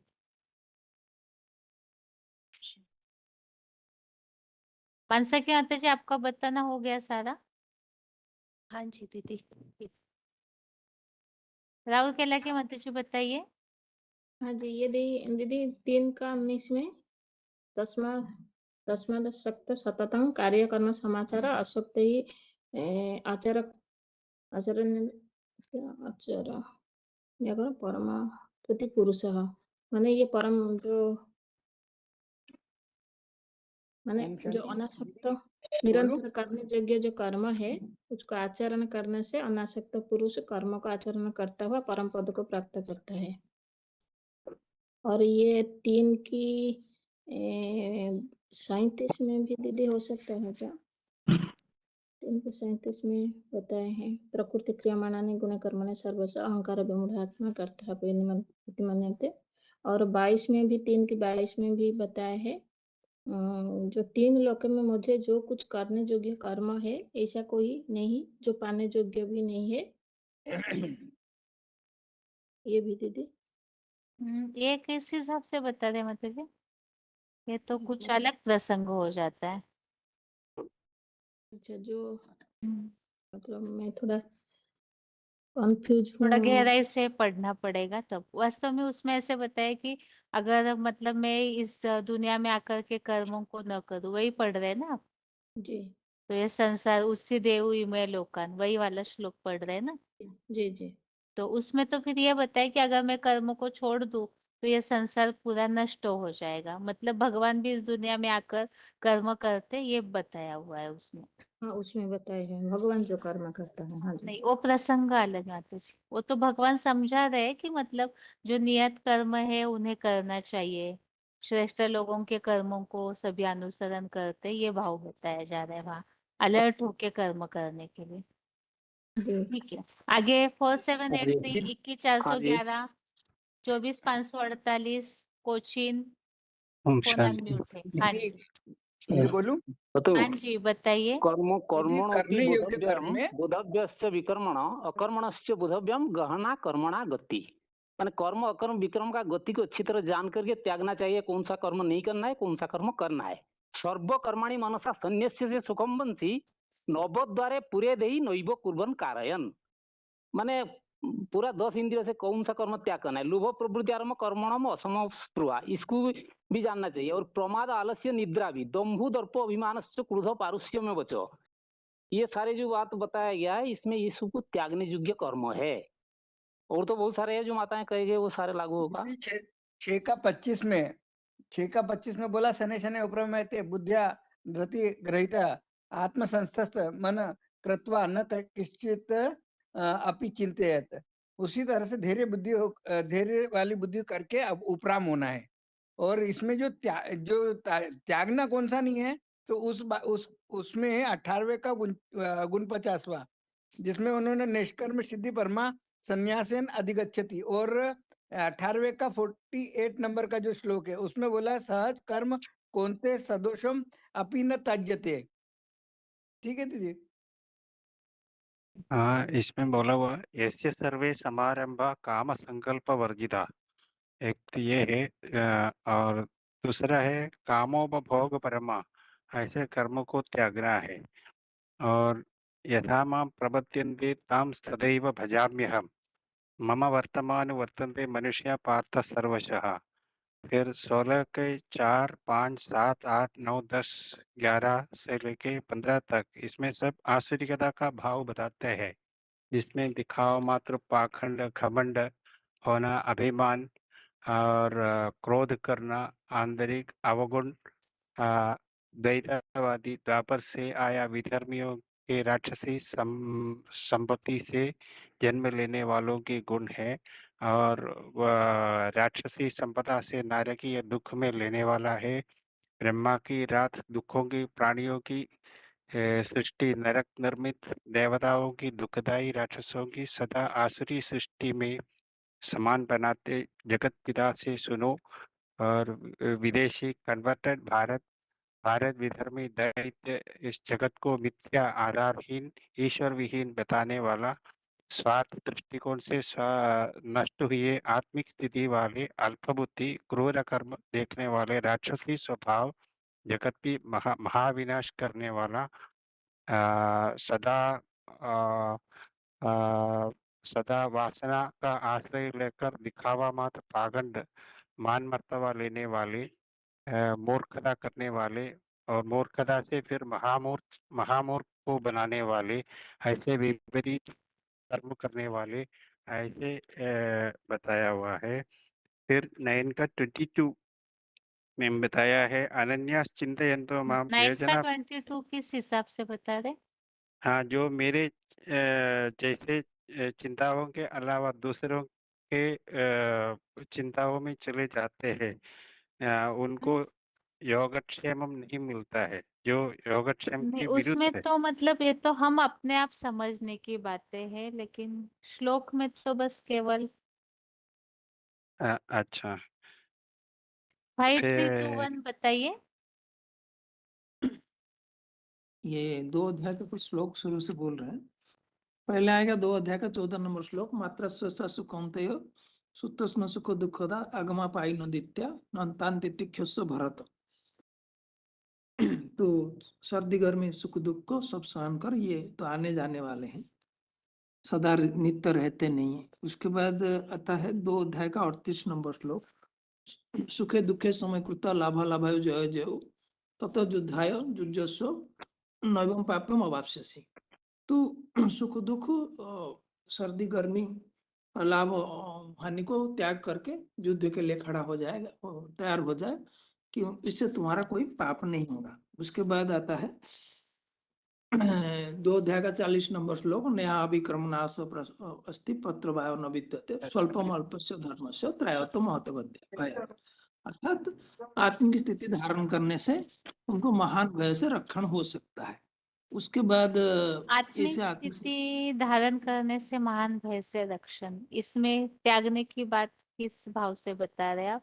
इसको आत्मिक स्थिति का धारण करने के बाद बता रहे हैं कि ठीक है, आत्मिक स्थिति करने धारण योग्य करने कर्म के हिसाब से बता रहे हैं। करने योग्य कर्म के हिसाब से, ऐसे करने योग्य कर्म में दूसरा जो आता है, भ्रुवोर मध्य स्थित प्राणम आवश्य सम्यक, जो है प्राण काले न मनसा चले न भक्त्या युक्त जो बड़े न चैव भ्रुवोर मध्य स्थित प्राणम आवश्य सम्यक सतंग परुषम उपेक्षित आद्यम। अर्थात जो महामृत्यु के समय आत्मिक स्थिति को धारण करना चाहिए।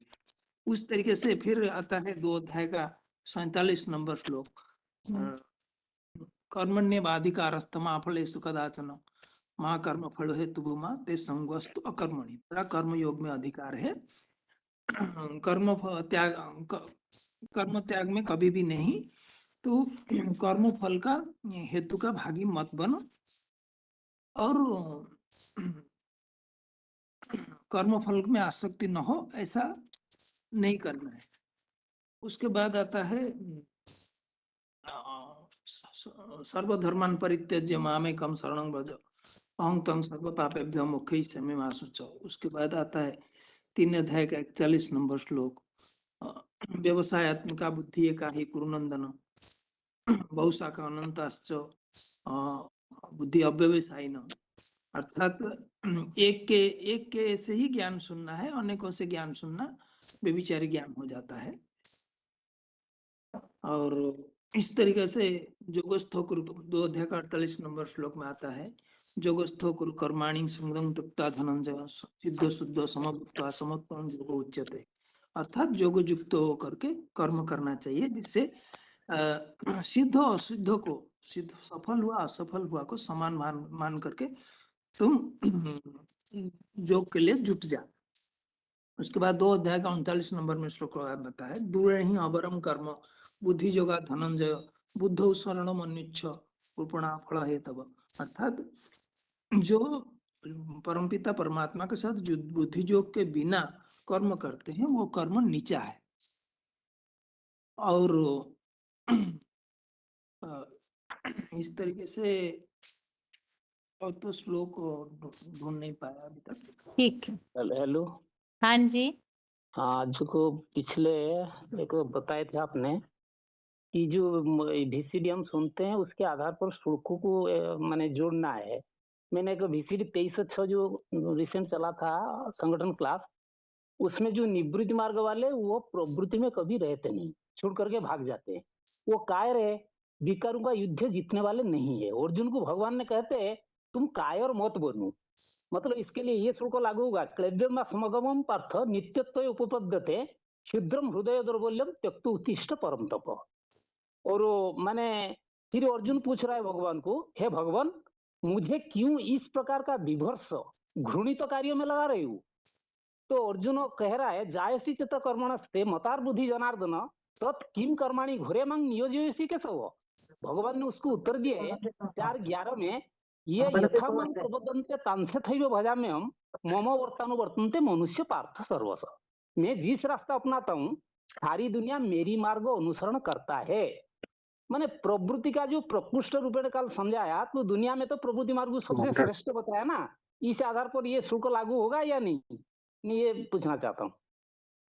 फिर दूसरी बात बताया, शास्त्र कौन पढ़ दिया भक्ति मार्ग में? कृष्ण के हाथ में मुरली दिखाई गया, बांसुरी, काठ का बांसुरी। दादा लेखराज ब्रह्मा वो तो आधुरी चंद्रमा है। भगवान शास्त्र नहीं पढ़ते, शास्त्र का सार सुनाते हैं। सूक्ष्म शरीरधारी जो है माने वो सबसे ज्यादा पावरफुल बनता है। इसलिए जहां जहां राम कथा होती है वहां कृष्ण वाली आत्मा जाके हाजिर हो जाती है। 3:15 में बताया, कर्म ब्रह्मोद वो विधि ब्रह्माक्षर समुद्भवम तस्मात् सर्वगतम ब्रह्म नित्य यज्ञ प्रतिष्ठितम। भगवान शास्त्र का सार, उसका तथ्य क्या है, उसका सार क्या है, सत्य क्या है, वो बताते हैं। जैसे 15-20 में बताया, इति गुह्य तमम शास्त्रम इदमुक्त मया नग एतद् बुद्ध्वा बुद्धिमान स्यात् कृत कृतश्च भारत। बाप कहते हैं यहाँ कोई माथा टेकने की बात नहीं है। माथा टेकना माना बुद्धि अर्पण कर देना। यहाँ ऐसे नहीं, तुम अपने बुद्धि को सरेंडर कर दो। जो भक्ति मार्ग में दिखाया सिखाते हैं, सभा में कोई प्रश्न नहीं पूछते। सिर्फ गुरु नहीं, ब्रह्मा कुमार कुमारी हुई है, एडवांस ब्राह्मण में ऐसे जो निकल करके अलग अलग पार्टी बनाते हैं, वो भी प्रश्न उत्तर करने को नहीं रहते हैं। बोलने के बाद फिर वो कहते सभा के बाद में कहेंगे फिर वो सभा खत्म हो जाता है तो कहाँ चले जाते हैं। यहाँ तो कहते हैं तद्विधि प्रणिपात है ना, परिप्रश्न सेवाया उपदक्षन्ति ते ज्ञानम ज्ञानीनम तत्वदर्शिनम। तो इस आधार पर जो चल रहा था, बाप तो यहाँ माने सिद्धि पहचान देते हैं ना कि माने तुम तो सर्विस पर जाते हो तो बाप का पहचान देते हो ना। जो जितने % बाप को जानते हैं उतना पहचान देंगे। मैं जो हूँ जैसा हूँ, जिस रूप में पाठ बजा रहा हूँ, मेरा पाठ की यादगार सार्वभौम है। मंदिर में मेरा पूजा होती है, जिसको बताया मया तो तमिदं सर्व जगत व्यक्त मूर्ति ना मस्तानी सर्वभूतानी नाचांग तेसु अवस्थित। तो इस आधार पर जो बताया था आप, मैं इस आधार पर बनाया था। ये ठीक या नहीं हुआ? हाँ, एक तो हनुमान का जो बताया वो तो ठीक है, बाकी का तो थोड़ा सा सोचना पड़ेगा। ऐसे फट से कैसे बताया ना उत्तर। नहीं, आपने बताया था VCD जो सुन रहे हो 23 का 24 का, हाँ 23/6 का जो चल रहा था निवृत्ति प्रवृत्ति मार्ग, कल का तो संगठन का क्लास था ये। हाँ तो जी। बाबा ने अर्जुन ने जो पूछा तुम कायर मत बनो, कायर के लिए मैं लिया हाँ वो ये ठीक है, त्रैव्यमा जो वो तो स्वगमं मुरली पार्थ। में बाबा ने बोला था ये बात तो। हाँ। और जायसी जत कर्मण से मता बुद्धि जनार्दन, इसके लिए बोला था कि तुम, माने अर्जुन जो पूछ रहा है कि मेरे को क्यों विवर्ष घृणित कार्यों में लगा रहे हो, तत्किं कराणि किन कर्माणि घोरेमांग नियोजयसि केशव, मुझे क्यों इस अघोरी जैसे कार्यों में क्यों लगा रहे हो? तो इसके लिए ये श्लोक लागू होगा नहीं होगा? हाँ जी, वो तो मुरली में मतलब बाबा तो श्लोक ही बता रहे हैं ना, उसमें भी तो ये जो मुझे नहीं घोर नहीं कर्म में लगा रहे, श्लोक के भावार्थ से ही वो प्रसंग बताया हुआ है। हाँ हाँ, तो फिर कैसे बनाने के लिए बताए थे आपने? मैं समझ नहीं नहीं, पाया शायद। आप जो बताए हैं वो ठीक है, सारा बताया हुआ। बाकी प्रश्न वहां इस भाव से चल रहा था कि बाप की पहचान, दुनिया में उसको तो किस हिसाब से गीता लेते में हैं? जो ये अव्यक्त मूर्तिना का श्लोक है, और इस प्रसंग में और जहाँ भी निराकारी स्टेज की बातें आई हुई है भगवत गीता में, और उसी प्रसंग में मुरलियों में भी बाबा जहाँ जहाँ बताते हैं बाप की पहचान नहीं है, तो वास्तव में जो संपन्न स्वरूप है उसकी पहचान की बात जो मुरलियों में बोली हुई है, तो श्लोक में ऐसी निराकारी स्टेज के लिए जो बातें आई हुई है वो दोनों बातों के प्रसंग को टैली करने के हिसाब से बताया था। मुरलियों यहाँ में इसी जहाँ प्रसंग बताया को दीदी, इंद्रियों का भान नहीं होता है, पूरी तरह से अनासक्त भाव है, अकर्ता है, ऐसे जहाँ जहाँ मुरलियों में प्रसंग आते हैं, तो उस प्रसंग को गीता में जहाँ ऐसे श्लोक है, 13वें अध्याय में भी जहाँ हाँ हाँ, तेरहवें अध्याय बातें में बताई वैसे। हुई है, हम्म, सर्वेंद्रिय गुणाभासम, ऐसे कुछ हाँ श्लोक है ना, तो इस हाँ तरह से बातें करने बाप की पहचान के प्रसंग में विशेष करके, बाकी आपने जो बताया वो ठीक है। हाँ ठीक। जी, 21,411 क्या बता रहे हैं आप?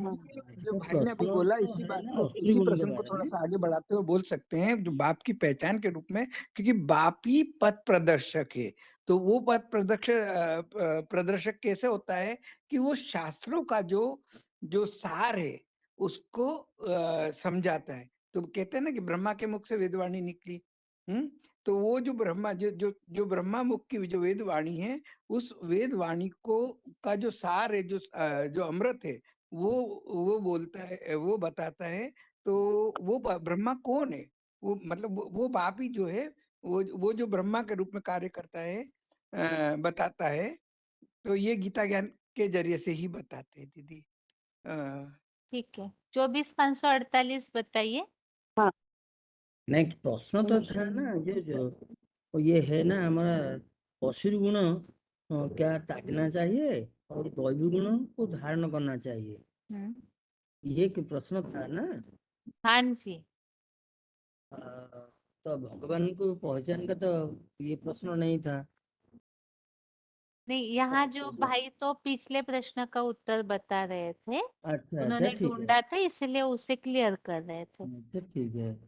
अभी जो क्या कर्म करना चाहिए, इसलिए तो भगवान ने बताया जो यज्ञ कर्म है श्रेष्ठ कर्म, तो इसलिए यज्ञार्थ कर्म न तो अन्यत्र लोक कर्म बंधन तर्थन कर्म कौन मुक्त संग समाचार, यज्ञ कर्म के सिवाय और दूसरा जो भी कर्म ये सब त्यागन योग्य कर्म, उसको नहीं करना है, कर्म बंधन में बांधने वाला। इसलिए भी 18 अध्याय में बताया है जो यज्ञ दान तप कर्म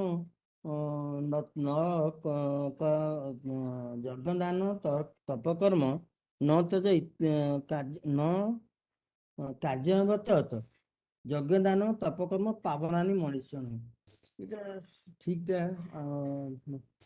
यज्ञ दान तप न तो जो कार्यवत तो यज्ञ दान तपस पावनानी मनुष्य, ये ठीक है।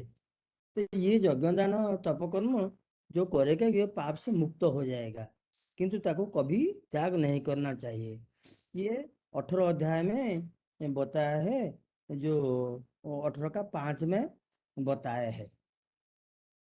तो ये जो दुनिया तो आज भिखारी बन गए हैं, तो इसलिए तो सारे श्लोक 16 अध्याय में 8 से लेकर 20 तक ये असुर गुण के बारे में बताया, और 8 को जो 16 का जो लास्ट श्लोक को इसमें बताया कि तुमको जो क्या काम करना चाहिए, क्या त्यागना चाहिए।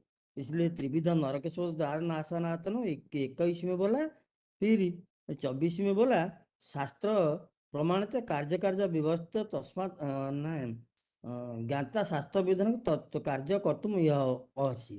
तो शास्त्र विधान को जानकर काम करना चाहिए, ये भी बताया है। तो और ये जो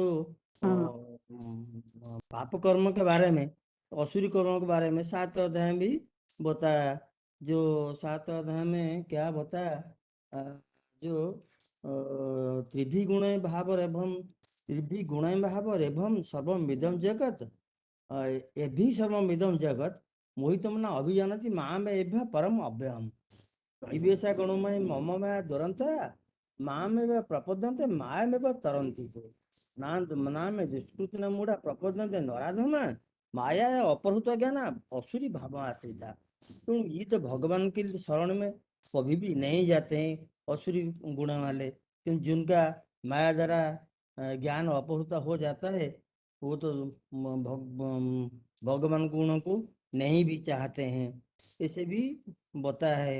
इस जो परंतु ये जो गुण कहाँ से आते हैं, वो तो आते हैं भगवान से भी आते हैं। चैव सात्विक राजस तामसा च मतन्ति न त्वं तेषु ते मयि, ये 3 गुण भी भगवान कहते हैं मेरे से ही आते हैं, ये तो दूसरा किसके गुण नहीं है। ऐसे भी 7वें अध्याय बताया है। और भगवान को तो मूढ़ लोग नहीं जान पाते, और जानते मूढ़ मनुष्य तनस्तम परम भावंतम भूत महेश्वरम 9 का 11 में बताया है कि भगवान को कोई जान नहीं पाते। क्या नहीं, असुरी गुण वाले आज दुनिया में तो जो असुरी गुण तो 16 अध्याय में सारे ही बता दिया, 8 से लेकर 20-21 श्लोक तक, तो 20 ठीक श्लोक है, तक। 16वां अध्याय तो सभी को वैसे हम पढ़ ही हाँ रहे नहीं हैं, पता है तो इसके अलावा की इसलिए बातें ये होनी असुरी गुण चाहिए। वाले भगवान को पहचान नहीं पाते हैं। हम्म, ठीक है। आगे किनका अनम्यूट है? छोटे फोन से बताइए। 19/4/23 दीदी, गणतंत्र दिवस पर बताऊं या फिर क्वेश्चन पूछ? अच्छा गणतंत्र दिवस पर ठीक है, 1 मिनट रुकिए। बताइए 14389 माता जी क्या बोल रहे हैं आप? 8 का जो 25वां श्लोक है, धूमो रात्रि तथा कृष्ण षण्मासा दक्षिणायना, न भगवान बाप को छोड़कर और जो भी धर्मी है उनके दर्शन में आते हैं। अच्छा ठीक है। हाँ 24/5/68 बताइए माता जी क्या बोल रहे हैं? वो आपने मुकर्रर की पहचान के लिए कहा था ना कि श्लोक मिलता जुलता हो, भक्ति मार्ग में हो या, तो उसके लिए बता रही हूँ। अच्छा माता जी आप रुकिएगा अभी, ये माता जी जो टॉपिक बता रहे हैं ना उनका पूरा नहीं हो पाएगा, फिर आपको अनम्यूट करती हूँ समय बचने पर, ठीक है? हाँ बताइए माता जी। आगरा है ना,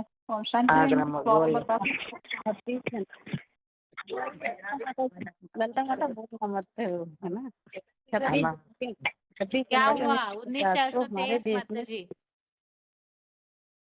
हाँ आवाज आ रही है दीदी? हाँ जी हाँ जी हाँ बताइए माता जी। आपके पीछे कुछ 26 बैक जनवरी साउंड आ रहा है, 1950 को इससे हमारे देश। कंफ्यूजन हो रही है हमें। हाँ ललिता माता वो आवाज नहीं थोड़ा वो म्यूट करना जानते नहीं है, चलिए। अच्छा हाँ ठीक है बताइए। 26 जनवरी 1950 को हमारे देश में संविधान लागू हुआ था। देश के हर विभाग को चलाने के लिए हर वर्ग हर स्थान पर नए नए नियम कानून बनाए गए थे। हर वर्ग को अपना अपना कार्य सौंपा गया था। विधान पालिका का काम है कानून बनाना, और कार्यपालिका का काम है कानून को पालन करने का काम, और न्यायपालिका का काम है न्याय करने का काम, कानून को मानने वाले हैं या नहीं। लेकिन कार्य करने वाली तो पब्लिक होती है, और प्रैक्टिकल जीवन में लाने वाली पब्लिक ही होती है।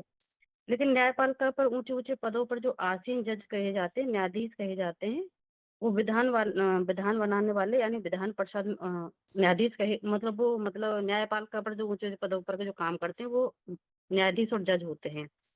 और विधान बनाने वाले, विधान परिषद में बैठने वाले जो बड़े बड़े मंत्री, जो मंत्री होते हैं, एमएलए एमपी बोलते हैं, ऐसे पदों पर आसीन जो कार्यपालिका को भी चलाते हैं। परंतु ये सब कलयुगी दुनिया में होता है, नई दुनिया में ये सब बातें होती नहीं है।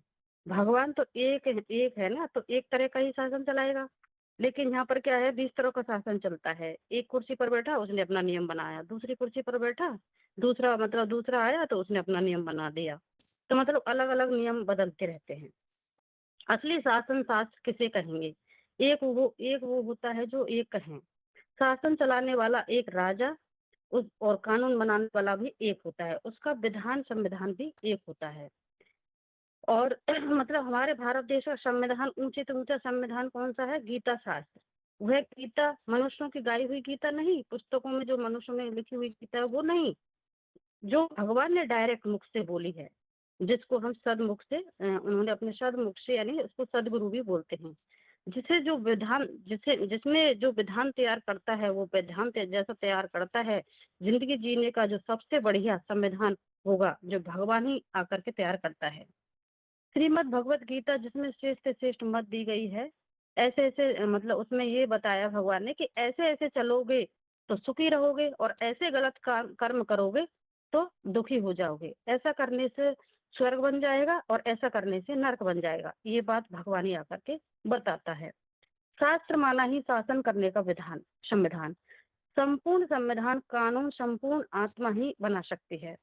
यह गीता में लिखा है कि भगवान ने जो आकर के रास्ता बताते हैं, उसी रास्ते का मतलब उसी रास्ते पर चलते हैं, जिसके लिए गीता में आया है वर्तमान वर्तन्ते मनुष्य पार्थ सर्वस्य। जो भी दुनिया के जो मनुष्य हैं वो मेरे ही रास्ते का अनुगमन करते हैं, ये भगवान ने गीता में लिखा है। और संपूर्ण विधान बनाने वाला पूर्ण आत्मा एक ही है, जो सभी का माई बाप है, जिसका कोई माँ बाप है नहीं है, वह परमपिता कहा जाता है। वह सारी दुनिया को एक सूत्र में बांधने के लिए आया हुआ है। विश्व के पिता को पहचानेंगे तो सारी दुनिया एक सूत्र में बन जाएगी। एडम आदिदेव आदिनाथ बोलते हैं उसको, हर धर्मों में जिसकी मान्यता है। वह जब आता है तो सारी दुनिया के जो विश्व में के जो सारे धर्म है वो एक सूत्र में बांधने के लिए आता है। उसी समय का गायन है हिंदू मुस्लिम सिख ईसाई आपस में सब भाई भाई। एक परम पिता ही की संतान, जब सारी दुनिया वसुधा कुटुंब, सारी वसुधा ही हमारा कुटुंब है, ये लक्ष्य देकर भगवान आते हैं कि हमारा पूरा ही कुटुंब परिवार है, पूरी ही धरती कुटुंब है। तुम एक बाप की संतान हो, सबका एक ही धर्म है, आत्मा आत्मा भाई भाई। सबको पारिवारिक इकाई में बांधने के लिए बाप अभी आया हुआ है। और हम जो हिस्ट्री में जो पहले पढ़ते थे कि राजाओं को राजाई किसने सिखाई, जिसके लिए गीता में आया है राज विद्या राजगुह्यम पवित्रम एदम उत्तमम प्रत्यक्षगमम धर्मम सुखम कर्तम अव्यम। यानी राजाओं की राज विद्या, उत्तम राजाई का रहस्य भगवान ही आकर के उनको सिखाते हैं, जो सर्वोत्तम प्रत्यक्ष जाना जाता है, करने के लिए अत्यंत सुखदायी है, अविनाशी और धर्मानुकूल है। और राजा कौन बनता है, इसके लिए पता है कि राजा माना जो अपनी इंद्रियों पर कंट्रोल करे, जो अपने अच्छे विचारों को इमर्ज करना, गलत विचारों को रोक पाना, अपने मन को कंट्रोल करना, ये भगवान ही आकर के सिखाता है। जिसके लिए गीता में आया है कि जो हमारा मन है, चंचल ही मना कृष्ण प्रमादी बलभद्रम तस् एम निग्रह मनो वायु से दुष्कर्म। यानी मन चंचल है, मत डालता है, बलवान है, हठी है, क्योंकि उसे रोक पाना वायु की तरह ही कठिन है। लेकिन भगवान ने बताते हैं कि असंसम महाबाहो मनोधुम्य गनम चलम अभ्यास से तू कौनते बैराग से ग्रहते। अभ्यास और बैराग से इस मन को बस में लाया जा सकता है। इस यह पवित्र ज्ञान भगवान ही आकर के देता है। लेकिन गीता में कहा है कि जो 10 का 32 श्लोक है, आध्यात्म विद्या विद्या नाम बात प्रभात पूरा श्लोक याद नहीं दीदी। बात प्रभादाताम अहम विद्याओं के मतलब विद्याओं में आध्यात्मिक विद्या। आध्यात्म माना अधि, अधि माना अंदर और आत्मा माना आत्मा, यानी आत्मा के अंदर की बात। जिसके लिए स्कूलों में भी बोलते हैं दया कर दान विद्या का हमें परमात्मा देना, दया करना हमारी आत्मा में शुद्धता देना। और भी कहते हैं अस्तो माँ सदगमय तमसो माँ ज्योतिर्गमय, यानी हमें अंधकार से प्रकाश की ओर ले चलो। ये जब बच्चे स्कूल में प्रार्थना करते हैं तो वो आत्मा के अंदर की बात बोलते हैं। और जो हमारी जो भगवत शास्त्रों में भगवत गीता है, वो संपूर्ण विश्व के लिए मानव जाति के लिए भगवान का दिया हुआ अमूल्य उपहार है। जो भगवत गीता एक ऐसा शास्त्र है जो शास्त्रोमणि कहा जाता है। यह ऐसे विलक्षण रचना है जिसने भगवान वाच की मान्यता प्राप्त है। यह महर्षि वेदव्यास के द्वारा प्रसन्नता के द्वारा ही हमें ज्ञान मिलता है। यह शास्त्र अन्य शास्त्रों की तरह सिर्फ धर्म उपदेश का साधन नहीं है। इसमें आध्यात्म के साथ साथ राजनीतिक, सामाजिक, धार्मिक समस्याओं का समाधान भी है। यह मानव को मानवता से जोड़ने का शास्त्र है और भगवान से मिलने का शास्त्र है। लेकिन आज जो स्कूलों में भौतिक ज्ञान दिया जाता है, लेकिन आत्मा का नहीं। पहले गुरुकुलों में शिक्षा दी जाती थी संस्कारों की, गुणों की, लेकिन आज वो बच्चों में नहीं है, जिससे युवा पीढ़ी में अच्छे विचार, अच्छी सद्भावनाएं, चरित्र देखने में नहीं आते हैं। स्कूलों में डॉक्टर, इंजीनियर, पुलिस, वकील की पढ़ाई पढ़ाई जाती है, मतलब देश के कार्यभारों को संभालने के लिए। लेकिन आज सभी गलत तरीके से धन कमाना, रिश्वत लेना, भ्रष्टाचार सब फैल रहा है। देश के लिए ईमानदारी से कार्य कोई नहीं करते हैं, क्योंकि सब चरित्रहीन, गुणहीन, काम, क्रोध, लोभ, मोह के विकारों में फंस गए हैं, जिससे वो हमारे देश और समाज के लिए खतरा बन गए हैं। इसके लिए अभी भगवान चरित्रवान देवता बनाने के लिए स्वयं भगवान आया हुआ है। संपूर्ण मानव जाति के कल्याण के लिए भगवान का दिया हुआ यह बरबली उपहार मुख के द्वारा दिया जा रहा है, जो अभी दे रहे हैं। उसके लिए हम कहते हैं ना, गुप्त वेश में सत्ययुग रचने आए शिव भगवान, अब तो जाग जाग रहे इंसान। और हम कहते हैं कि मेरा भारत महान। महान जमीन होती है या व्यक्ति? व्यक्ति अगर महान काम करेगा तो देश का नाम बाला होगा। 3 बलवान होते, एक समय, एक स्थान, एक आत्मा बलवान होती है। स्थान और समय को परिवर्तन करने वाली एक मतलब आत्मा ही होती है। आत्मा चैतन्य है, इसलिए चैतन्य का विशेष गायन है। भगवान इस भारत भूमि पर अवतार ले चुके हैं। शंकर अर्थात भारत के शरीर में प्रवेश करके विश्व को एक भाषा, एक राज्य, एक झंडे की रूपरेखा देने के लिए अपना कार्य 1936 से अपना कार्य गुप्त वेश में कर रहे हैं। जैसे कहते हैं ना, जोग जुगपत जब मंत्र प्रभाव फले तवे जब करे द्राव। यानी भारतीय तो गुप्त रहना ही सिखाती है, लेकिन विदेशी पामपन शो करना सिखाती है। भगवान सबको एक सूत्र में मानने के लिए आत्मा परमात्मा के रहस्यों को समझा रहे हैं, जिन रहस्यों से हर मनुष्य मात्र समस्याओं का समाधान मिल सकता है। भारत जो सोने की चिड़िया कहलाने वाला, वो पुनः दोबारा से बनेगा। इसका मार्गदर्शन स्वयं भगवान करता है और भगवान ही इसका मार्गदर्शन है। हम बड़ी खुशी से गाते हैं, विजयी विश्व तिरंगा प्यारा, झंडा ऊंचा रहे हमारा। इसकी शान न जाने पाए, चाहे जान भले भी जाए। विजय विश्व करके विजयी करके दिखलाए, तब हो पूर्ण प्रण हमारा, झंडा ऊंचा रहे हमारा। जो सारे विश्व के ऊपर विजय प्राप्त कराने के निमित्त बनता है, कौन होगा हमारा मार्शल जो विश्व करके विजयी, मतलब विश्व विजयी करके दिखलावे। यह कोई स्थूल कपड़े की बात नहीं है, ये 3 शरीर रूपी वस्त्र हैं, जो भगवान शिव के परिवर्तन, विश्व परिवर्तन के कार्य के मतलब भगवान शिव के विश्व परिवर्तन के कार्य में विशेष सहयोगी बनते हैं। झंडे के 3 रंग 3 कार्यों को दर्शाता है। पहला है केसरिया रंग, यह शंकर के कार्यों को दर्शाता है, जिन्होंने आध्यात्मिक ज्ञान के द्वारा सारे विश्व की क्रांति कर दी। दूसरा है सफेद रंग, जो विष्णु की पवित्रता का सूचक है। पवित्रता से हर कार्य संभव है। विष्णु की प्योरिटी से वो आध्यात्मिक संगठन बनता है, जो भगवान के विश्व परिवर्तन में कार्य का आगे बढ़ाता है। तीसरा है हरा रंग, जो ब्रह्मा के कार्यों को सूचित करता है। ब्रह्मा द्वारा भगवान ज्ञान देते हैं, जिससे सुनहरी दुनिया का फाउंडेशन पड़ता है। ये 3 मूर्तियां भी भारत का कोट ऑफ आर्म्स कही जाती हैं। क्योंकि इतना ही बनाया ठीक था है। दीदी बस।